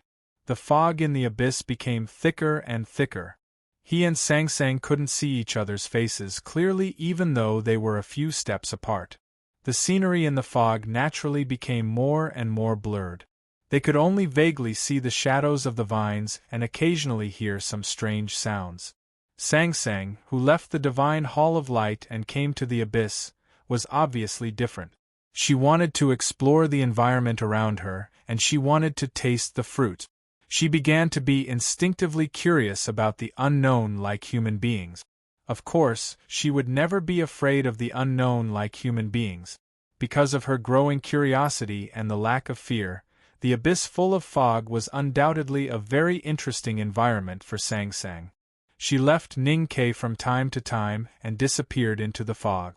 No one knew where she went or what kind of scenery she saw, and then she quietly returned to Ning Ke's side. In the beginning, Ning Ke didn't even know that she had left. When he found out that she was playing this game of disappearing, he instinctively began to worry, and then found that his worry was a little unreasonable. In Haotian's world, who could hurt Haotian? He didn't worry that she would get lost. No matter how thick the fog around her was, no matter how dim the light was, as long as he thought about it, he would know where she had gone, and he knew that she would definitely come back.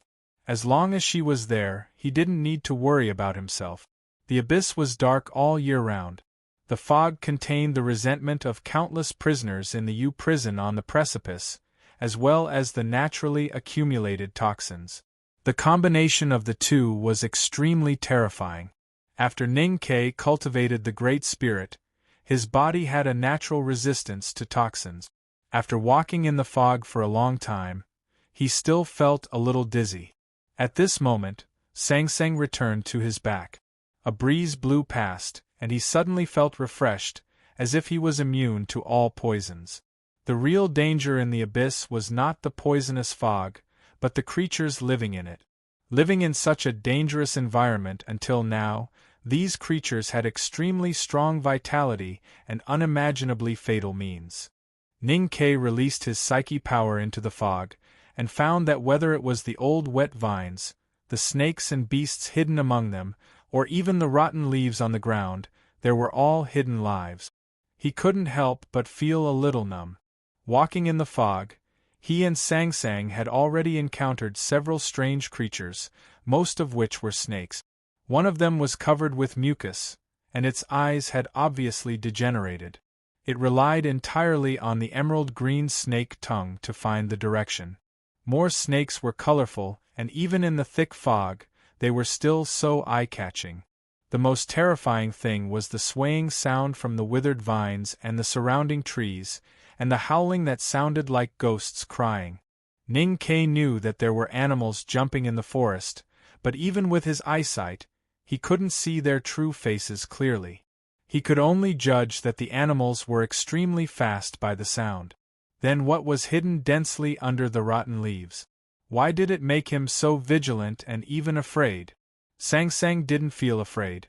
Listening to the unpleasant howling coming from the fog and the rustling sound coming from the rotten leaves under her feet, she felt a little annoyed and waved her sleeves. As she waved her green sleeves, flowers bloomed and countless fireflies flew out of the petals. Those fireflies flew into the depths of the fog and burned, turning into countless light spots, and finally converging into a bright light. The light appeared in the abyss, and no matter how thick the fog was, it could not be covered. With the burning sound, the fog around them dispersed at a speed visible to the naked eye, and the scenery suddenly became clear. The ground was covered with countless layers of rotten leaves, and the roots of the trees were covered with moss and strange mushrooms. The vines hanging on the branches were crooked and shapeless, like the binding plums in the house by the Yenming Lake. From the depths of the forest came the horrified howling of the beasts, and the rustling sound from the rotten leaves became more and more frequent. The colorful snakes angrily raised their heads, and Ning Ke's expression became extremely serious. But before he could do anything, the horrified howling stopped abruptly, and the rustling sound under the rotten leaves disappeared without a trace. The snakes even lay down on the wet ground as fast as they could. Sang Sang walked into the depths of the fog without waiting for Ning Ke to lead the way. As she walked, the light quickly spread around and quickly cleared all the fog within a few miles. The abyss, which had not seen the sun for countless years, suddenly became clear. If the situation continued like this, it wouldn't take long for Sang Sang's light to disperse all the fog and expose the abyss to the blue sky. The blue sky was very familiar to the creatures outside the abyss, but it was so strange to the creatures living in the abyss for generations. They looked at the porcelain blue sky and kept screaming in horror. The light continued to spread, and countless green ants crawled out from under the rotten leaves. They kept rubbing their forelimbs toward Sang Sang's footprints to show their fear and submission. The colorful poisonous snakes crawled all over the mountain streams, desperately twisting their sticky bodies, as if they wanted to descend to the deepest part of the swamp. The beasts hiding in the fog forest finally showed their true faces. Hundreds of ghost-faced monkeys left the vine trees and knelt on the wet ground, constantly kowtowing. Looking at this scene, Ning Ke slightly frowned and felt a little uncomfortable. Sang Sang did not have any reaction, as if she saw nothing. She walked through these frightened creatures with her hands behind her back, not like a monarch who was inspecting her territory, because she did not treat these lowly creatures as her subordinates. This abyss full of fog and poison was like a natural moat for human beings. Even a powerhouse in the knowing destiny state would find it difficult to walk out of the abyss. But for Sang Sang, this abyss was not even a small ditch. She strolled out of the miasma and saw the mountains. Looking at the mountains, Ning Ke did not know what to say. Dark clouds quietly covered the blue sky again, and the mountains were shrouded in wind and snow. A simple Taoist temple could be faintly seen in the snow. Was that the Taoist temple, the legendary Jisho Abbey? If it was in the past, Ning Ke would definitely be very interested in that simple Taoist temple, not because it was an unknown place, but because it hid 6 of the 7 tomes of arcane. However, Sang Sang, who wrote the 7 tomes of arcane, was now beside him, so his interest in the Taoist temple naturally faded. Someone had walked out of this abyss before. The Taoist temple in the wind and snow did not look shabby, but it was so quiet that it was intoxicating. Long Qing sat cross-legged by the lake, quietly looking at the open hand scroll of the tomes of arcane in his hand. He did not know how long he had been sitting in the snow, and the snow on his eyelashes had already condensed into frost. Suddenly, he heard a voice coming from the bottom of the cliff. Thinking of the painful days in the abyss, his face instantly became extremely pale, and the snow on his eyelashes turned into ash and disappeared. The middle-aged Taoist pushed the wheelchair to the lakeside. The Abbey Dean sat in the wheelchair and looked at the sky in the wind and snow. He looked at someone in the abyss and let out a low sigh. I said in the middle of the month that I don't want a monthly ticket, so I haven't asked for one. No matter how itchy I am, I have to grit my teeth and bear it. The third young master teased me in the single chapter, so I have to bear it. Boo-hoo. I know those who have voted for the General Knight monthly ticket will feel a little. I'm sorry to you. Before I end the book, I will definitely fight for it, for myself and for everyone. Most of this chapter was written at the airport, so there may be some problems with the quality. I will go home tomorrow and then I will fix it. To be continued. If you like this work, you are welcome to vote for it and vote for it. Your support is my biggest motivation.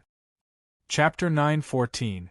Long Qing was able to come out of the abyss alive because of the gray eyes and the heavenly power pill. Every time he thought of the difficult process afterward, he would feel a lingering fear, but also a little proud. After all, he had survived and might be the first person to walk out of the abyss alive. Who would have thought that someone would walk out of the abyss today? And that person seemed so relaxed, as if he was taking a stroll in the park. He guessed the person's identity and was shocked beyond words. The tomes of arcane in his hand seemed to lose their attraction. The Abbey Dean also had mixed feelings. He looked up at the falling snow and sighed after a moment of silence. Since she has left Peach Mountain, it's our turn to go back. The wind and snow grew stronger and shrouded the Taoist temple and the surrounding mountains. With a squeak, the door of the temple was pushed open. Long Qing and the middle-aged priest came out in a wheelchair. The Abbey Dean sat in the wheelchair with an ordinary blanket on his knees. He reached out his skinny hand and brushed off the snow on the blanket. Then he slowly closed his eyes. Peach Mountain was also in the wind and snow. Thousands of divine priests and deacons had gathered on the cliff plateau, but they were all silent. They looked at the half-ruined divine hall of light and thought of the loud noise that came from the abyss below the precipice. They vaguely guessed what had happened, but they could not believe it and were extremely shocked.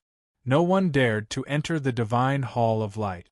The divine priests and deacons stood in front of the divine hall of light with pale faces. They did not know what to do next. They had been standing in the wind and snow for a whole night. It was an emergency. When the hierarch came to the divine hall of light last night, he did not have time to take the sacred sedan. His skinny and short body was exposed in front of everyone. The snow was hanging on his sparse eyebrows, which made him look ridiculous, but his expression was so serious, as if he did not care about what had happened in the past. Nothing was more serious than what had happened in the divine hall of light. When dusk fell, the hierarch could not wait any longer. He walked into the divine hall and came out after a long time. His expression was as solemn as the mountains and as cold as the snow. The people of the divine halls of Westhill looked at the hierarch's expression and knew that their guess was not far from the truth. Their expressions became extremely frightened. Some old divine priests even fainted in despair. Had Haotian really left the divine halls of Westhill? Was she going to abandon her most devout followers? Later, the Haotian divine hall was dead silent. The hierarch stood before the curtain. His body was thin and short, and now he was bent over powerlessly. He looked even more pitiful. There were only him, Yi Hongyu, and Zhao Nanhai in the hall. His voice was a little tired as he said, "The Tao sect must guard this secret and not let the believers in the world know." Zhao Nanhai nodded solemnly and agreed with the hierarch's plan. Yi Hongyu looked at the hierarch expressionlessly. The sword hidden in her red dress seemed stern. The hierarch didn't notice her change. He looked at her and said anxiously, "Send out all the people of the Divine Hall of Judgment. We must invite him back to Peach Mountain." His mood was somewhat perplexed and extremely anxious. He did not have the natural and unrestrained bearing of a great swordsman surpassing the 5 realms.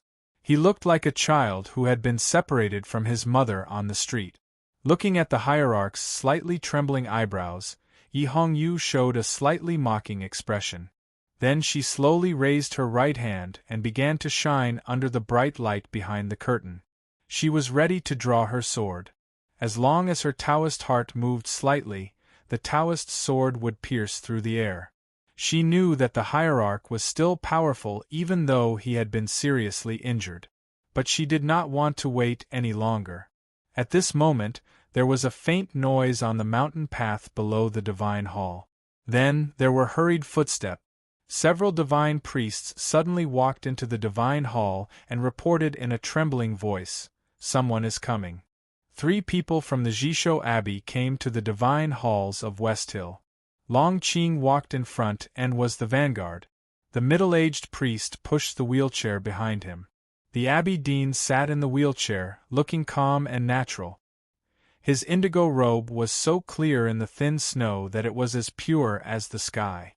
Thousands of divine priests and deacons on the cliff plateau looked at the 3 people walking slowly from the foot of the mountain. They were shocked to think that the clear light array of the divine halls of Westhill did not respond. When they recognized that it was Long Qing who walked in front and vaguely guessed the identity of the person in the wheelchair, no one dared to stop them. The dense crowd parted like a tide. The Abbey Dean sat in the wheelchair and looked at the divine halls that he had not seen in close proximity for many years. His expression was indescribable, whether it was nostalgia or indifference. But when he saw the divine hall of light that was already in ruins, he slowly frowned.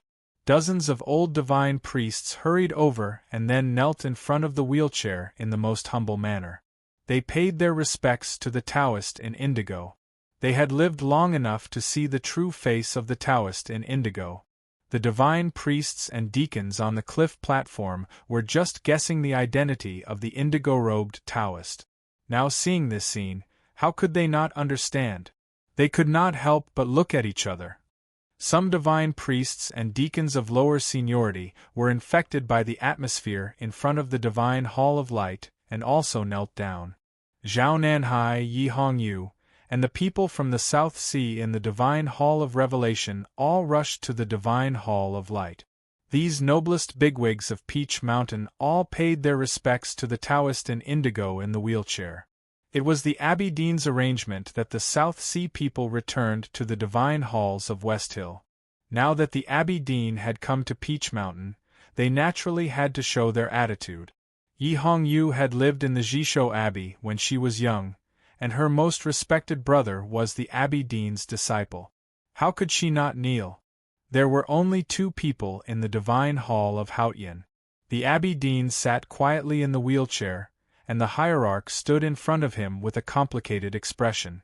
Looking at the Abbey Dean in the wheelchair, the hierarch trembled slightly. He could not understand. The Abbey Dean had been crippled by Ning Kei's god-stunning array, and even Haotian had abandoned him. Besides, he had not come to the divine halls of Westhill for many years. Why did he have to do nothing but show up at Peach Mountain? And yet the hierarch was deserted by his own people. Only now did he realize that he had underestimated the Jisho Abbey's status and influence in Taoism. There was dead silence in the hall. The brilliant light behind the curtain had disappeared, like a candle that had been burnt out, revealing a sense of desolation.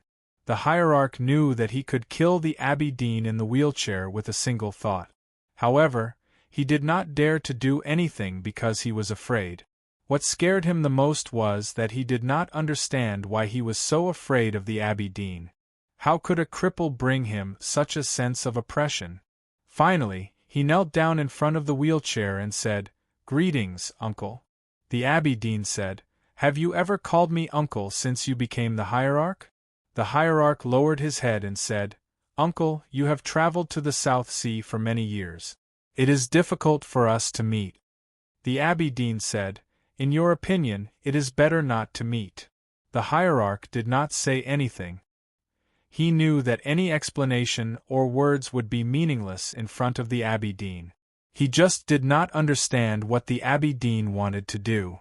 "I am really sorry. I was so sleepy after 2 days of traveling that I fell asleep while writing.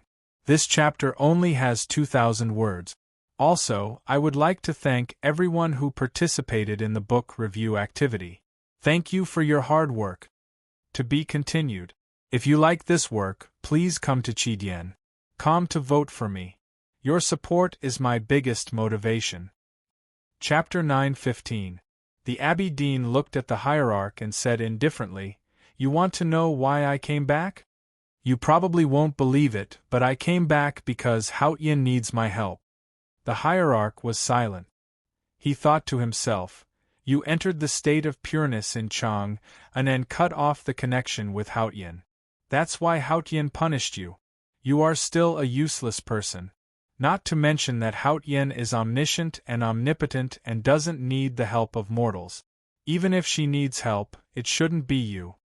The abbey dean knew what he was thinking and said with a smile, "Haotian doesn't want my help, so I imprison myself in the Jisho Abbey. Now that she has left the Peach Mountain, it means that there are some things she can't solve. So I came back to see if I can help her, or at least do something she can't." The hierarch still didn't understand. The abbey dean looked as calm as the lake in the Taoist temple. He said, "Faith is a simple thing.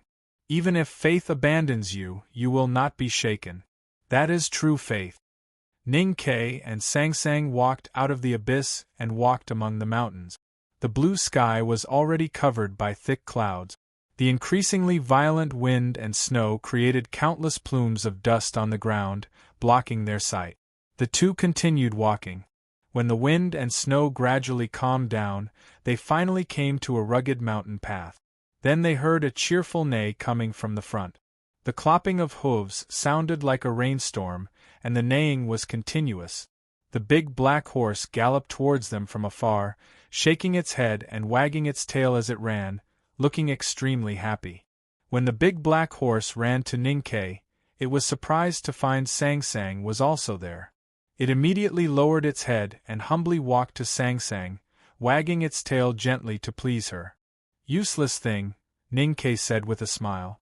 Then he found the big black umbrella, the arrow box and the iron knife were all on its back. He was a little surprised and didn't know how it did it. He patted the big black horse's neck and said with emotion, "Finally we are all here." Ning Ke, Sang Sang, the big black horse, and the luggage, except for the carriage which was still in Chang'an, were the most standard combination when they fled to the world. Sang Sang did not pay attention to the shameless big black horse beside her, nor did she care about Ning Ke's lament. She walked forward along the snowy mountain path with her hands behind her back. This simple mountain path hidden in the mountains was very long. Usually, no one came here. The path was in disrepair for a long time, but it did not affect them at all. They saw the flowery clothes fluttering in the wind. Someone walked with a stick. The big black horse led itself and carried a pole, helplessly following behind them. After walking for several hours, they finally walked out of the barren mountain and came to a fork. Ning Ke looked at the snow-covered mountains and asked, "Where do we go next?" Sang Sang said emotionlessly, "You forced me to leave Peach Mountain even at the cost of your own life, just to bring me to the human world. Since that's the case, what difference does it make where I go?"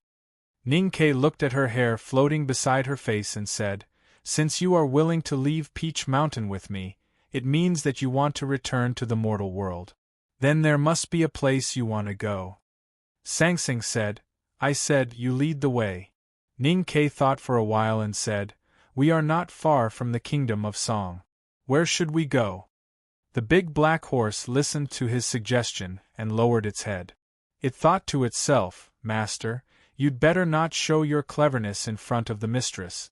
Otherwise, you will be laughed at." Sang Sang said, "You want to take me to the world like the headmaster of the academy, to eat all the delicious food and see all the sceneries in the world. That won't work for me." Ning Ke looked a little embarrassed. He unconsciously slid his palm on the stick made of twigs and said, "You think too much. I just remember that the food in that restaurant is good." Sang Sang said, "I have been to that restaurant. So let's go somewhere else." Ning Ke said, "Or to Linkong. There is someone preaching there. His ideas are somewhat different from the West Hill scriptures. Maybe you will be interested in it." Sang Sang said, "I don't care about how humans interpret my will." Ning Ke said, "That sounds abstruse." Sang Sang said, "I am the way of heaven." Ning Ke understood and said, "Why don't we go back to the city of Wei?" Sang Sang was silent for a while and said, "You should want me to go to Chang and the most." Ning Ke said, "I don't know if you are willing to go." Sang Sang said, "Not now." Ning Ke mentioned a few more places, but they were all rejected by Sang Sang coldly. He thought of the conversation in the abyss miasma and said helplessly, "You asked me to lead the way, but you don't agree with the places I suggested. So it's still your decision." Sang Sang said, "You have mentioned the east, west and north. Why don't you mention the south?" Ning Ke didn't know how to answer. The south of the mountains of the West Hill Divine Kingdom should be the famous river, and the south of the river was the Great River Kingdom. Sang Sang looked at him and said expressionlessly, "Why don't we go to the Great River Kingdom?" Ning Ke said, "That place is far away from prosperity. It is really a remote place. There is no special scenery and it is hard to see new people. Of course I didn't think of it." Sang Sang said, "But there are people we know there." Ning Ke pretended not to understand and said, "You and I know many people in this world." Sang Sang said, "What are you afraid of?" Ning Ke didn't say anything. Sang Sang looked at his eyes quietly and said, "You are afraid that I will kill her?" Ning Ke said, "Why do you want to kill her?" Sang Sang said, "Haotian doesn't need a reason if he wants someone to die." Ning Ke looked at her eyes and said after a moment of silence, "Or are you jealous?" Song Song's expression didn't change. She said, "You are afraid that I will kill her because subconsciously, you want me to be jealous. It doesn't mean that I really have such low emotions." Ning Ke still looked at her eyes quietly and said, "But you are jealous." Sang Sang didn't say anything. "Otherwise you wouldn't ask me why I didn't choose the Great River Kingdom." Ning Ke laughed, like the proud look of the cat in the old brush pen shop every time it caught a mouse. Sang Sang smiled slightly and said, "Then are we going to the Great River?" Ning Ke said, "Can I object?" Sang Sang said, "Yes, but I won't accept it." Ning Ke said, "Then let's go." The big black horse listened to their conversation from behind and couldn't help but feel bored. Thinking that he might see his favorite mistress, he couldn't help but feel happy and nervous. What he was worried about was also what Ning Ke was worried about. Sang Sang came back to the human world. If she really became more and more like a human, it was naturally what Ning Ke wanted to see the most. However, she was after all the omnipotent Haotian. Coupled with the complex emotions of humans, no one knew what she would do. All the way to the south along the mountain path, the wind and snow gradually disappeared. The sun shone on the hills and fields. The south was still unbelievably warm in the deep winter. After coming to the hilly area, Sang Sang left the mountain path and walked along the straight line to the south. No matter how difficult the terrain was, it was a smooth road for her. However, it was very hard for Ning Ke and the big black horse. He couldn't help but complain. Who was leading the way now? One day there was a sudden thunder-like roar in front of the hills. The air also became more humid. Ning Ke naturally thought of the waterfall in the back of the mountain of the Academy and Second Brother's courtyard. He couldn't help but be curious about how majestic the waterfall in front of him was. How could the sound travel so far? When they came to the cliff, Ning Ke found that it was not a waterfall, but a majestic river. The yellow waves were torrential, and the water was extremely abundant, surging between the black rocks and the yellow soil. In this valley with a huge drop in elevation, the yellow river water flowed rapidly, forming several extremely wide waterfalls. The water heads collided with each other, creating a thunderous roar, shaking the rocks in the water as if they would shatter at any time. This was the legendary Great River. Looking at the yellow river in front of him, feeling the slight tremors coming from the cliff stones under his feet, and experiencing the infinite power contained in the river, he was greatly shocked. He understood why this river could help the Great River Kingdom block the elite soldiers of the South Jin Kingdom, and also why Lu Bai could comprehend Tao here in the past. He naturally thought of the sword that flew from the sword garret to the Peach Mountain in autumn. When he was sweeping the Divine Hall of Light, he saw the ancient sword left behind by Lu Bai in a corner after his death. The headmaster of the academy had once used that sword to kill the Golden Dragon and the Divine General. Lu Bai put his soul into that sword and proudly went to the Peach Mountain to challenge Haotian alone. That ancient sword was the sword of the human world. Now the sword was still here, but the person who used it was no longer here. Looking at the surging yellow river and thinking of the predecessors, Ning Ke had mixed feelings. Looking at Sang Sang who was standing beside him, he didn't know what to say. Sang Sang looked at a black rock by the river and said, Lu Bai learned swordsmanship here. They went all the way to the south and came to the place where Lu Bai learned swordsmanship. Ning Ke understood that this must be Sang Sang's will. He looked at the faint sword mark on the black rock thoughtfully. After a moment of silence, he reached out his right hand into the slightly wet air. Holding the iron cutlass in the thundering river, he began to meditate. He wanted to learn some knife intent from the place where the predecessors learned swordsmanship. Sang Sang said, "You are a talisman master." Ning Ke understood what she meant and said, "I can also write talismans with a knife." Sang Sang said, "You are much more spirited than a few days ago." Ning Ke said, "Seeing the relic and thinking of the predecessors can always motivate me." Sang Sang said, "Humans are always easily immersed in such useless emotions." Ning Ke said, "Otherwise, why did you bring me here?" Sang Sang said, "I brought you here because I want you to understand that even someone as powerful as the headmaster of the academy and as arrogant as Lu Bai are still no match for me. You should give up." Hearing this, Ning Ke was silent for a long time. He brought her back to the mortal world to continue the battle with his teacher. He wanted her to become more and more like a human. But in this process, what she wanted to do was to make him truly surrender. When Lu Bai entered Taoism, he saw the yellow river in front of us. Ning Ke said, "When I entered Taoism, I saw an ocean. From this point of view, as long as I cultivate diligently, there will be a day when I can surpass Lu Bai. I can do what he couldn't do." Sang Sang said, "When you entered Taoism, you could sense an ocean because I was by your side that night.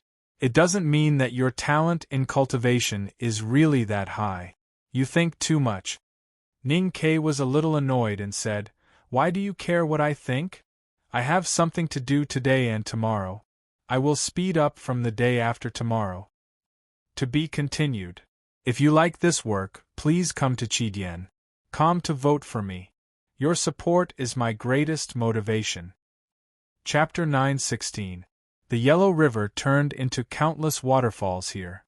Smoke filled the air, the sound of water was like thunder, and the turbid waves were rolling endlessly. The scene was very shocking. Ning Ke stood on the bank in silence. Sang Sang walked to the black rock by the river. As her bare feet landed, the sword marks on the rock gradually faded until they disappeared. Those sword marks were left by the Sage of Sword, Lu Bai. They represented the will and decisiveness of the human world. Since she was here, she naturally wanted to erase them. Looking at this scene and thinking that the relics of the predecessors would no longer exist, Ning Ke suddenly felt his heart become extremely empty. But there was no way he could change this. He sheathed his knife and looked a little sad. The Great River Kingdom was to the south of the surging Yellow River. Since they wanted to go to the Great River Kingdom, they had to cross the river. The river here was terrifyingly rapid, forming many hanging waterfalls at the broken parts. Ordinary people could not cross the river at all. They had to walk dozens of miles in both directions to cross the river using sheepskin gate. Ning Ke did not want to continue feeling down, because that was what Sang Sang wanted to see, just as he wanted to see Sang Sang become more and more like a human. He decided to do something to make himself happy again. "Sister, I want to cross the river. Who will carry me?" He looked at the surging river and sang happily.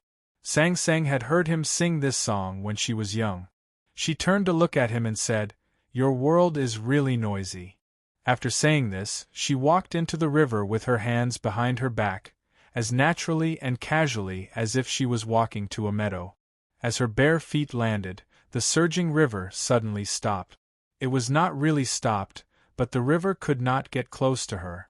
The turbid Yellow River kept beating the invisible barrier at her feet, forming countless tiny bubbles. Sang Sang continued to walk into the river. The turbid waves suddenly parted, revealing the mud below. The mud instantly solidified and became smooth rock. Her bare feet landed on the rocks like white lotus blooming. The turbid river kept attacking from upstream, but no matter how fierce it was, not a single drop of water could fall on her indigo clothes. Her feet were not even wet. Ning Ke understood that this was her world. Looking at this magical scene, he could not help but think of the legend of Moses parting the Red Sea in that world. He led the big black horse and hurriedly followed. 2 people and a horse walked into the raging river. The river water parted, and the river mud turned into stones, naturally forming a dry passage. The river water from upstream could not pass through, so it gradually piled up higher and higher. When they walked to the middle of the riverbed, on the other side of the invisible barrier, the river water was already several feet high. Ning Ke looked at the translucent water wall formed by the river beside him.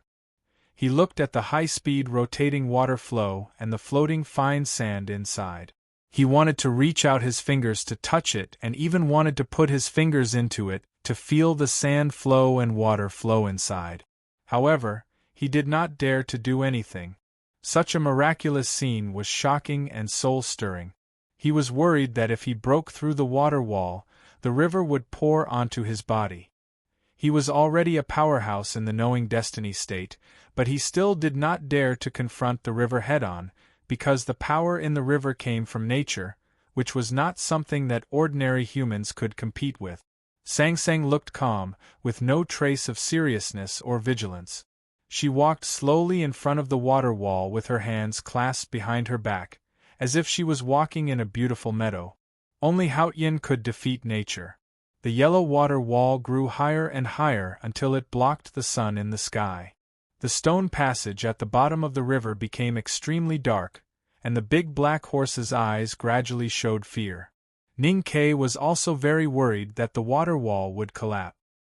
He was even more worried that if the water wall continued to rise and did not collapse, there would inevitably be a flood upstream, and the people on both sides of the river would suffer a disaster. The yellow water wall finally collapsed, and a straight white wave appeared in the middle of the raging river. In an instant, the passage at the bottom of the river and the 2 people and the horse inside were submerged.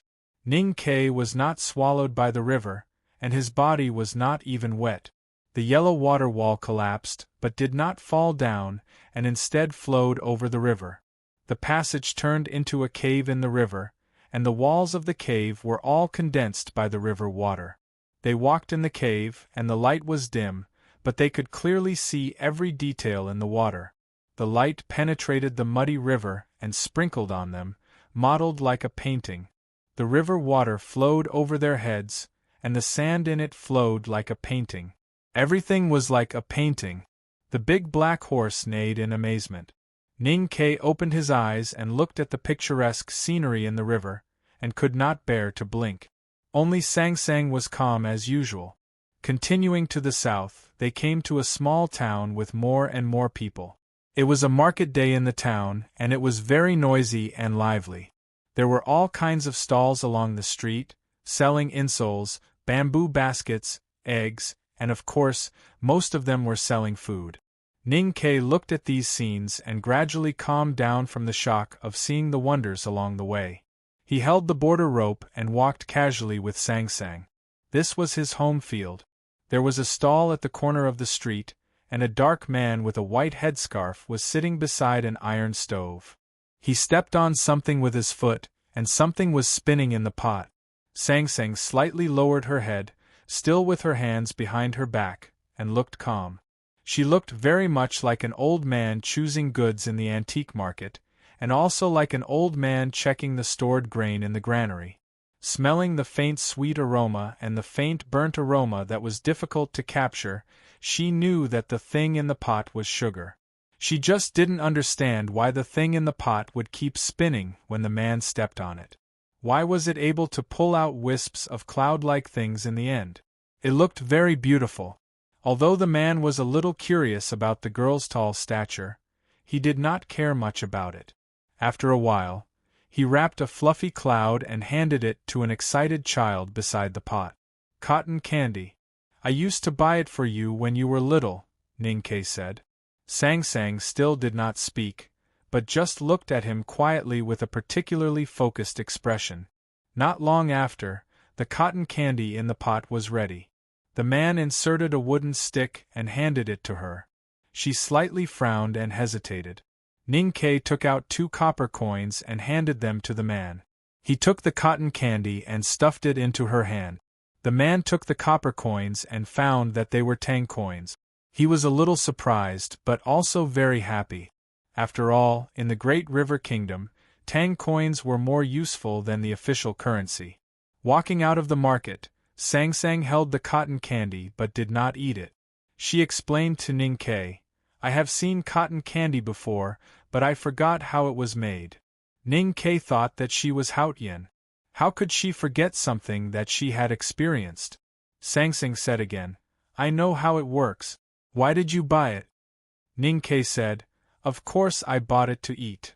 Sang Sang glanced at the cotton candy in her hand and said, "I did forget how it tastes." The picture of a fair, fat, and tall girl holding a white and fat cotton candy in her hand was a little funny and also a little cute, especially when she lowered her head to take a bite and a few strands of sugar were stuck on the corner of her lip. Ning Ke looked at her and said with a smile, "If you still can't remember, we can eat it a few more times." The smile on his face was very strange. It was a little like an elder looking at a child with love and pity, but also a little like a proud person who had succeeded. In short, it was very annoying in Sang Sang's eyes. Sang Sang frowned slightly and divine light overflowed. The sugar on the corner of her lips was instantly purified. She looked at the cotton candy in her hand and hesitated for a while before handing it to the big black horse. The big black horse was a little surprised and then quickly became excited. To be able to eat Haotian's food, or more precisely, to be able to eat Haotian's leftover food, as long as one was not an idiot like Ning Ke who did not know how lucky he was, it would be the greatest honor. It stretched out its tongue and rolled the cotton candy into its mouth. It smacked its mouth and the cotton candy went into its stomach. It found that it did not taste anything and could not help but feel a little unsatisfied. Seeing that Sang Sang did not finish the cotton candy, Ning Ke could not help but feel a little disappointed. Looking at the big black horse's unsatisfied look, Ning Ke became even angrier and scolded. How many lives have you not eaten? Why are you so greedy? Have I ever deprived you of food? Did I buy this cotton candy for you? How dare you open your mouth? The big black horse thought to himself, she gave it to me. As long as she likes it, it is none of your business. He turned his head and was about to ask for credit from Sang Sang, but unexpectedly found that Song Song's face was also a little ugly. He thought painfully, since you like it, why did you give it to me? Can you two not let me get involved in the fight between you two? There were children playing outside the market. Two of them held cotton candy in their hands and carefully licked it from time to time. They seemed to cherish it very much and would probably have leftovers by the time they went home. Sang Sang looked at the cotton candy in the children's hands and felt a little sad. Ning Ke sneered and said, "Keep pretending. Don't regret it." Sang Sang clasped her hands behind her back and walked out of the town, as if she did not hear what he said. Although it was deep winter, the great river kingdom in the south was still warm. The sun in the sky was dazzling and fell on people's bodies, making them feel a little hot. After walking to the mountain in the south of the town, Ning Ke was still talking about the cotton candy. Sang Sang suddenly stopped and broke a branch from a tree beside the mountain road. Ning Ke did not know what she was going to do and was a little curious. Sang Sang raised the branch and stretched it to the sky. The sky was clear and cloudless. The distant sea of storm in the kingdom of song was suddenly covered with dark clouds. One of them landed with the wind and floated thousands of miles to a small mountain in the great river kingdom in the south. The cloud landed on the branch in her hand. The sun was blocked by the cloud and the mountain road suddenly became quiet. Sang Sang looked calm and continued to walk south with one hand behind her back and the other holding the branch. The cloud on the branch was bigger than the mountain. What a big cotton candy! Looking at this extremely shocking scene, Ning Ke was completely speechless. He never thought that she would pick a cloud from the sky to pretend to be a cotton candy just because she was angry. She was indeed Haotian. Haotian, who had human emotions, was really unpredictable. Thinking that she was his woman and looking at the cloud on the branch, he felt very proud and self-abased. When he walked into the capital of the great river kingdom, all his emotions turned into anger. Because the great river kingdom was holding a happy event. I really wanted to write about the scene of walking under the river in more detail, or more seriously, but I was in a rush, and if I wrote too much, it would seem like I was trying to fill in the blanks. I saved a picture just to write about that scene, to climb up those steps and see those scenes. This is something I really wanted to do but never had the chance to do it in detail. I'll try to do it properly in the future. Bean's ascension to evil is really well written. I really like this chapter. I like cotton candy the most. If it were turned into a picture, it would definitely be very cool. I'll write 2 more chapters tomorrow. To be continued. If you like this work, please come to Chidien.com to vote for me. Your support is my greatest motivation. Chapter 9:17. The Great River Kingdom and the Tang Empire were far from each other, but they had been on good terms for generations. The people living here admired the Tang Empire's culture. Over the years, countless envoys and students had been sent to Chang'an. Chang'an could be seen in the government system, architecture, culture, and even the details of life. Jingdu was the capital of the Great River Kingdom. There were snow-capped mountains outside the city, and most of the houses in the city had black eaves. Countless flowers and trees were planted in the corners of the gardens, and the imperial city could be seen in the shadows. The people who lived here were also extremely beautiful. Their brows were calm and gentle, and their gazes were focused and determined. They wore light-colored long dresses, and gorgeous cloth belts were tied around their waist. Many of them had long black sheathed wooden swords at their waists. Walking into Jingdu, Ning Ke looked at the strange yet familiar scenery and people and naturally felt close to them. When he found that there was a branch of Chenjinji Cosmetics store next to Chongwen Gate, he was even happier. "Do you want to have a look?" He turned to Sang Sang and asked. Sang Sang looked at the sign of Chinjinji Cosmetics Store and said, I'm so fair now. Do I still need makeup? Ning Ke said, It doesn't matter. Besides, you can buy some makeup. Sang Sang thought for a while and walked into Chinjinji Cosmetics Store. Ning Ke and the big black horse looked at each other and saw the joy in each other's eyes. The branch of Chinjinji Cosmetics Store in Jingdu was the largest one in Chang'an. One could imagine how much the girls in the Great River Kingdom liked Tang product. Usually, Chinjinji Cosmetics Store would be very busy, and the cosmetics boxes on the shelves would be dazzling. But today, Chinjinji Cosmetics Store was a little quiet. Ning Ke and Sang Sang walked in and were surprised to see the empty shelves. Sang Sang slightly squinted her willowy eyes and showed signs of anger. If Haotian was angry, who knew if there would be a flood that would drown all the flowers and trees in Jingdu? Ning Ke hurriedly comforted him and asked the shamefaced boss. Then he found out that the new autumn products of Chinjinji Cosmetics Store had been ordered by the Imperial Palace a few days ago. It would take at least a month for the new products to be delivered from Chang'an. Why does the Imperial Palace need so many cosmetics? Why are there so many palace maids? Ning Ke thought of a sentence in an article and shook his head. He sighed and said, The Wei River is full of fat. Sang Sang suddenly said, 6 palace cosmetics are colorless.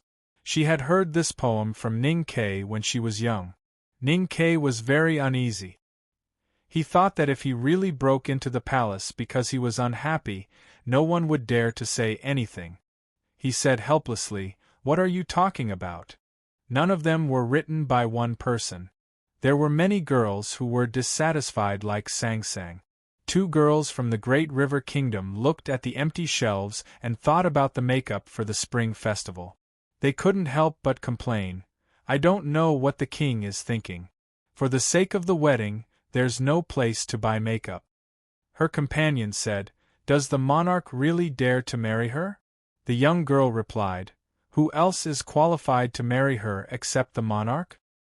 His companion said worriedly, Everyone in the world knows that she likes Mr. 13 of the academy. Even if she dares to marry, does the monarch really dare to marry her?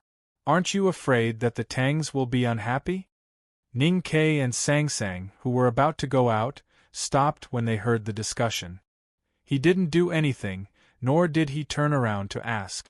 He just stood in the doorway and listened. He knew that there would be a big happy event in the capital soon. Mo Shanshan was about to enter the palace as the empress. Ning Ke looked at the beautiful flowers and trees opposite the shop. After a moment of silence, he stepped over the doorway and held the reins of the big black horse, walking out of the capital. There were still flowers and trees everywhere outside the capital. There was a hidden stream between the trees. Across the stream was a tall and straight poplar tree. Ning Ke let the big black horse run to relax, and then he sat down against the poplar tree. He looked very calm. Sang Sang knew that he was very cold, but she was still a little surprised. Because in her memory, the girl who was about to marry was very important to him. She walked to the stream in front of the tree and looked at the flowing clouds in the stream with her hands behind her back. She said, Why aren't you angry? Previously in Chinjinji Cosmetics Store, when the 2 girls from the Great River Kingdom mentioned that the monarch was going to marry Mo Shanshan, they were still worried about whether the Tangs would be angry, not to mention Ning Quebec. Ning Ke said, I was a little angry when I first heard it. But when I walked among the flowers and trees, I suddenly realized that I have no right to be angry. The flowers and trees are there, not mine. Sang Sang turned to look at him and said, Humans are really good at hypocrisy. Ning Ke looked at her ordinary face and somehow felt a little agitated. He said, You already knew about this, so you asked me to come here? She was Haotian and naturally knew everything, except that she didn't know that the cosmetics in Chinjinji Cosmetics Store were all sold out. Ning Ke looked at her eyes and asked, Did you do this? Sang Sang said calmly, Do you think I will care about such a small thing? Ning Ke admitted that she was right and said, I'm sorry, I shouldn't have maliciously speculated about you. Sangsang said, What you think is not important to me. Ning Ke stood up from under the tree and walked to her. He looked into her eyes and said, But you knew about this, and you asked me to come and see it happen. What do you want to do? Sangsang said, For countless reincarnations, I have looked down on the human world from the divine kingdom. I have seen your joys and sorrows, your fights and intrigues. But there are still some things that I don't understand. What things? Ning Ke asked. For example, the feelings that you cherish but sometimes throw away. Sangsang put her hands behind her back and looked through the forest, flowers, streams and city walls to the men and women in the city. She said indifferently, You said you love me. Then what is love? Ning Ke said after a moment of silence, Some things can't be explained with words. Sangsang said, But I should be able to see it, so I want to see it. Ning Ke frowned slightly and said, See what? Sangsang looked into his eyes and said, See what love is. Ning Ke said, Does it have anything to do with the happy event in the capital? Sangsang said, Of course, because I want to see whether you love her or not. Ning Ke didn't know how to answer, so he said, Does it make sense? Sangsang said, The love recorded in the ancient books of human beings is so stupid and persistent, and they refuse to be interfered with by others. So since you love me, how can you love her? Ning Ke didn't know how to answer, so he kept silent. Sangsang began to feel curious in the fog of the abyss, and this feeling continued until now. She really wanted to know the answer to those things that she couldn't understand. She looked at him, but it seemed like she was looking at the men and women walking hand in hand under the flowering trees in the capital. She asked seriously, Can love two people at the same time? Ning Ke could only keep silent. Sangsang continued to ask, How to measure the degree of love? You love me, or you love her, or you love me more. Since words can't describe it, how can there be more love? How can there be more love? Ning Ke could not say anything other than silence, because no one could answer her question. I can feel that you are very upset, even angry, in your heart, so I don't understand. I know you don't want Emo Shanshan to marry that man, but in my opinion, it doesn't seem to be the same as my understanding of love, because you don't want to marry her. Since you don't want to marry her, why don't you let her marry someone else? Why would her marrying someone else make you so disappointed and make you want to destroy it? Sangsang was puzzled and said, In my understanding, this is the possessiveness of a male to a female. It is a strong instinctive desire for his bloodline to reproduce. If this is the case, then what is the difference between what you humans call love and sexual intercourse? When she spoke, she looked very calm and did not show any jealousy. She was really like those diligent students in the front yard of the academy who just wanted to find an answer. Ning Ke was a little disturbed by her calmness and asked helplessly, What do you want to say? What I want to say is, since there is no love, then your love for me is naturally fake. Sangsang said calmly, but she didn't finish her words. Or, my love for you is also fake. Ning Ke said, Is there any meaning to such a boring inference? He had sighed before. Is there any meaning to this thing? Sangsang laughed. Since leaving Peach Mountain, she smiled more and more frequently. Maybe there is no meaning, but it is very interesting. Ning Ke looked at her and said, I think you are more like a student of the academy than I am now. It's very strange. I don't feel disgusted by this statement. Sangsang said, Or is it because I also lived in the academy for a long time? Ning Ke looked at the green Mogan mountain in the distance and said nothing. There was a quiet lake on the mountainside of Mogan Mountain, not far from the capital. It was said that when the sage of calligrapher studied calligraphy in his childhood, he used to wash his brush with the lake water. After a few years, the lake was dyed black by the brush ink. Therefore, this lake was called the brush washing pond by the people of the great river. There was another more famous name, which was the black ink pond. Rumors were rumors after all. The lake water was still clear. The Black Ink Garden had been built many years before the Sage of Calligrapher was born, but it didn't affect the status of the Black Ink Garden in the people of the Great River and the cultivation world. Today, the cottage of the Black Ink Garden was very lively. Lanterns and streamers were everywhere. Before night fell, the lanterns were not lit. Those streamers and the brushes hanging in the corridors were full of literary and ink, which indicated that a happy event was approaching. Newborn green lotuses were floating on the surface of the black ink pond. They swayed gently in the breeze and looked so young. Cat Girl sat by the lake and looked at those green lotuses. She frowned and looked very aggrieved. Zhuozhihua walked behind her younger sister and asked with concern, "What are you thinking about?" Cat Girl saw it was her senior sister and sadly leaned into her arms. After a long silence, she asked, "Senior sister, what do you think about love?" Zhuozhihua laughed and joked, "You just got engaged, but you are already thinking about the future?" Cat Girl frowned and said unhappily, "Shouldn't we like each other first and then get engaged?"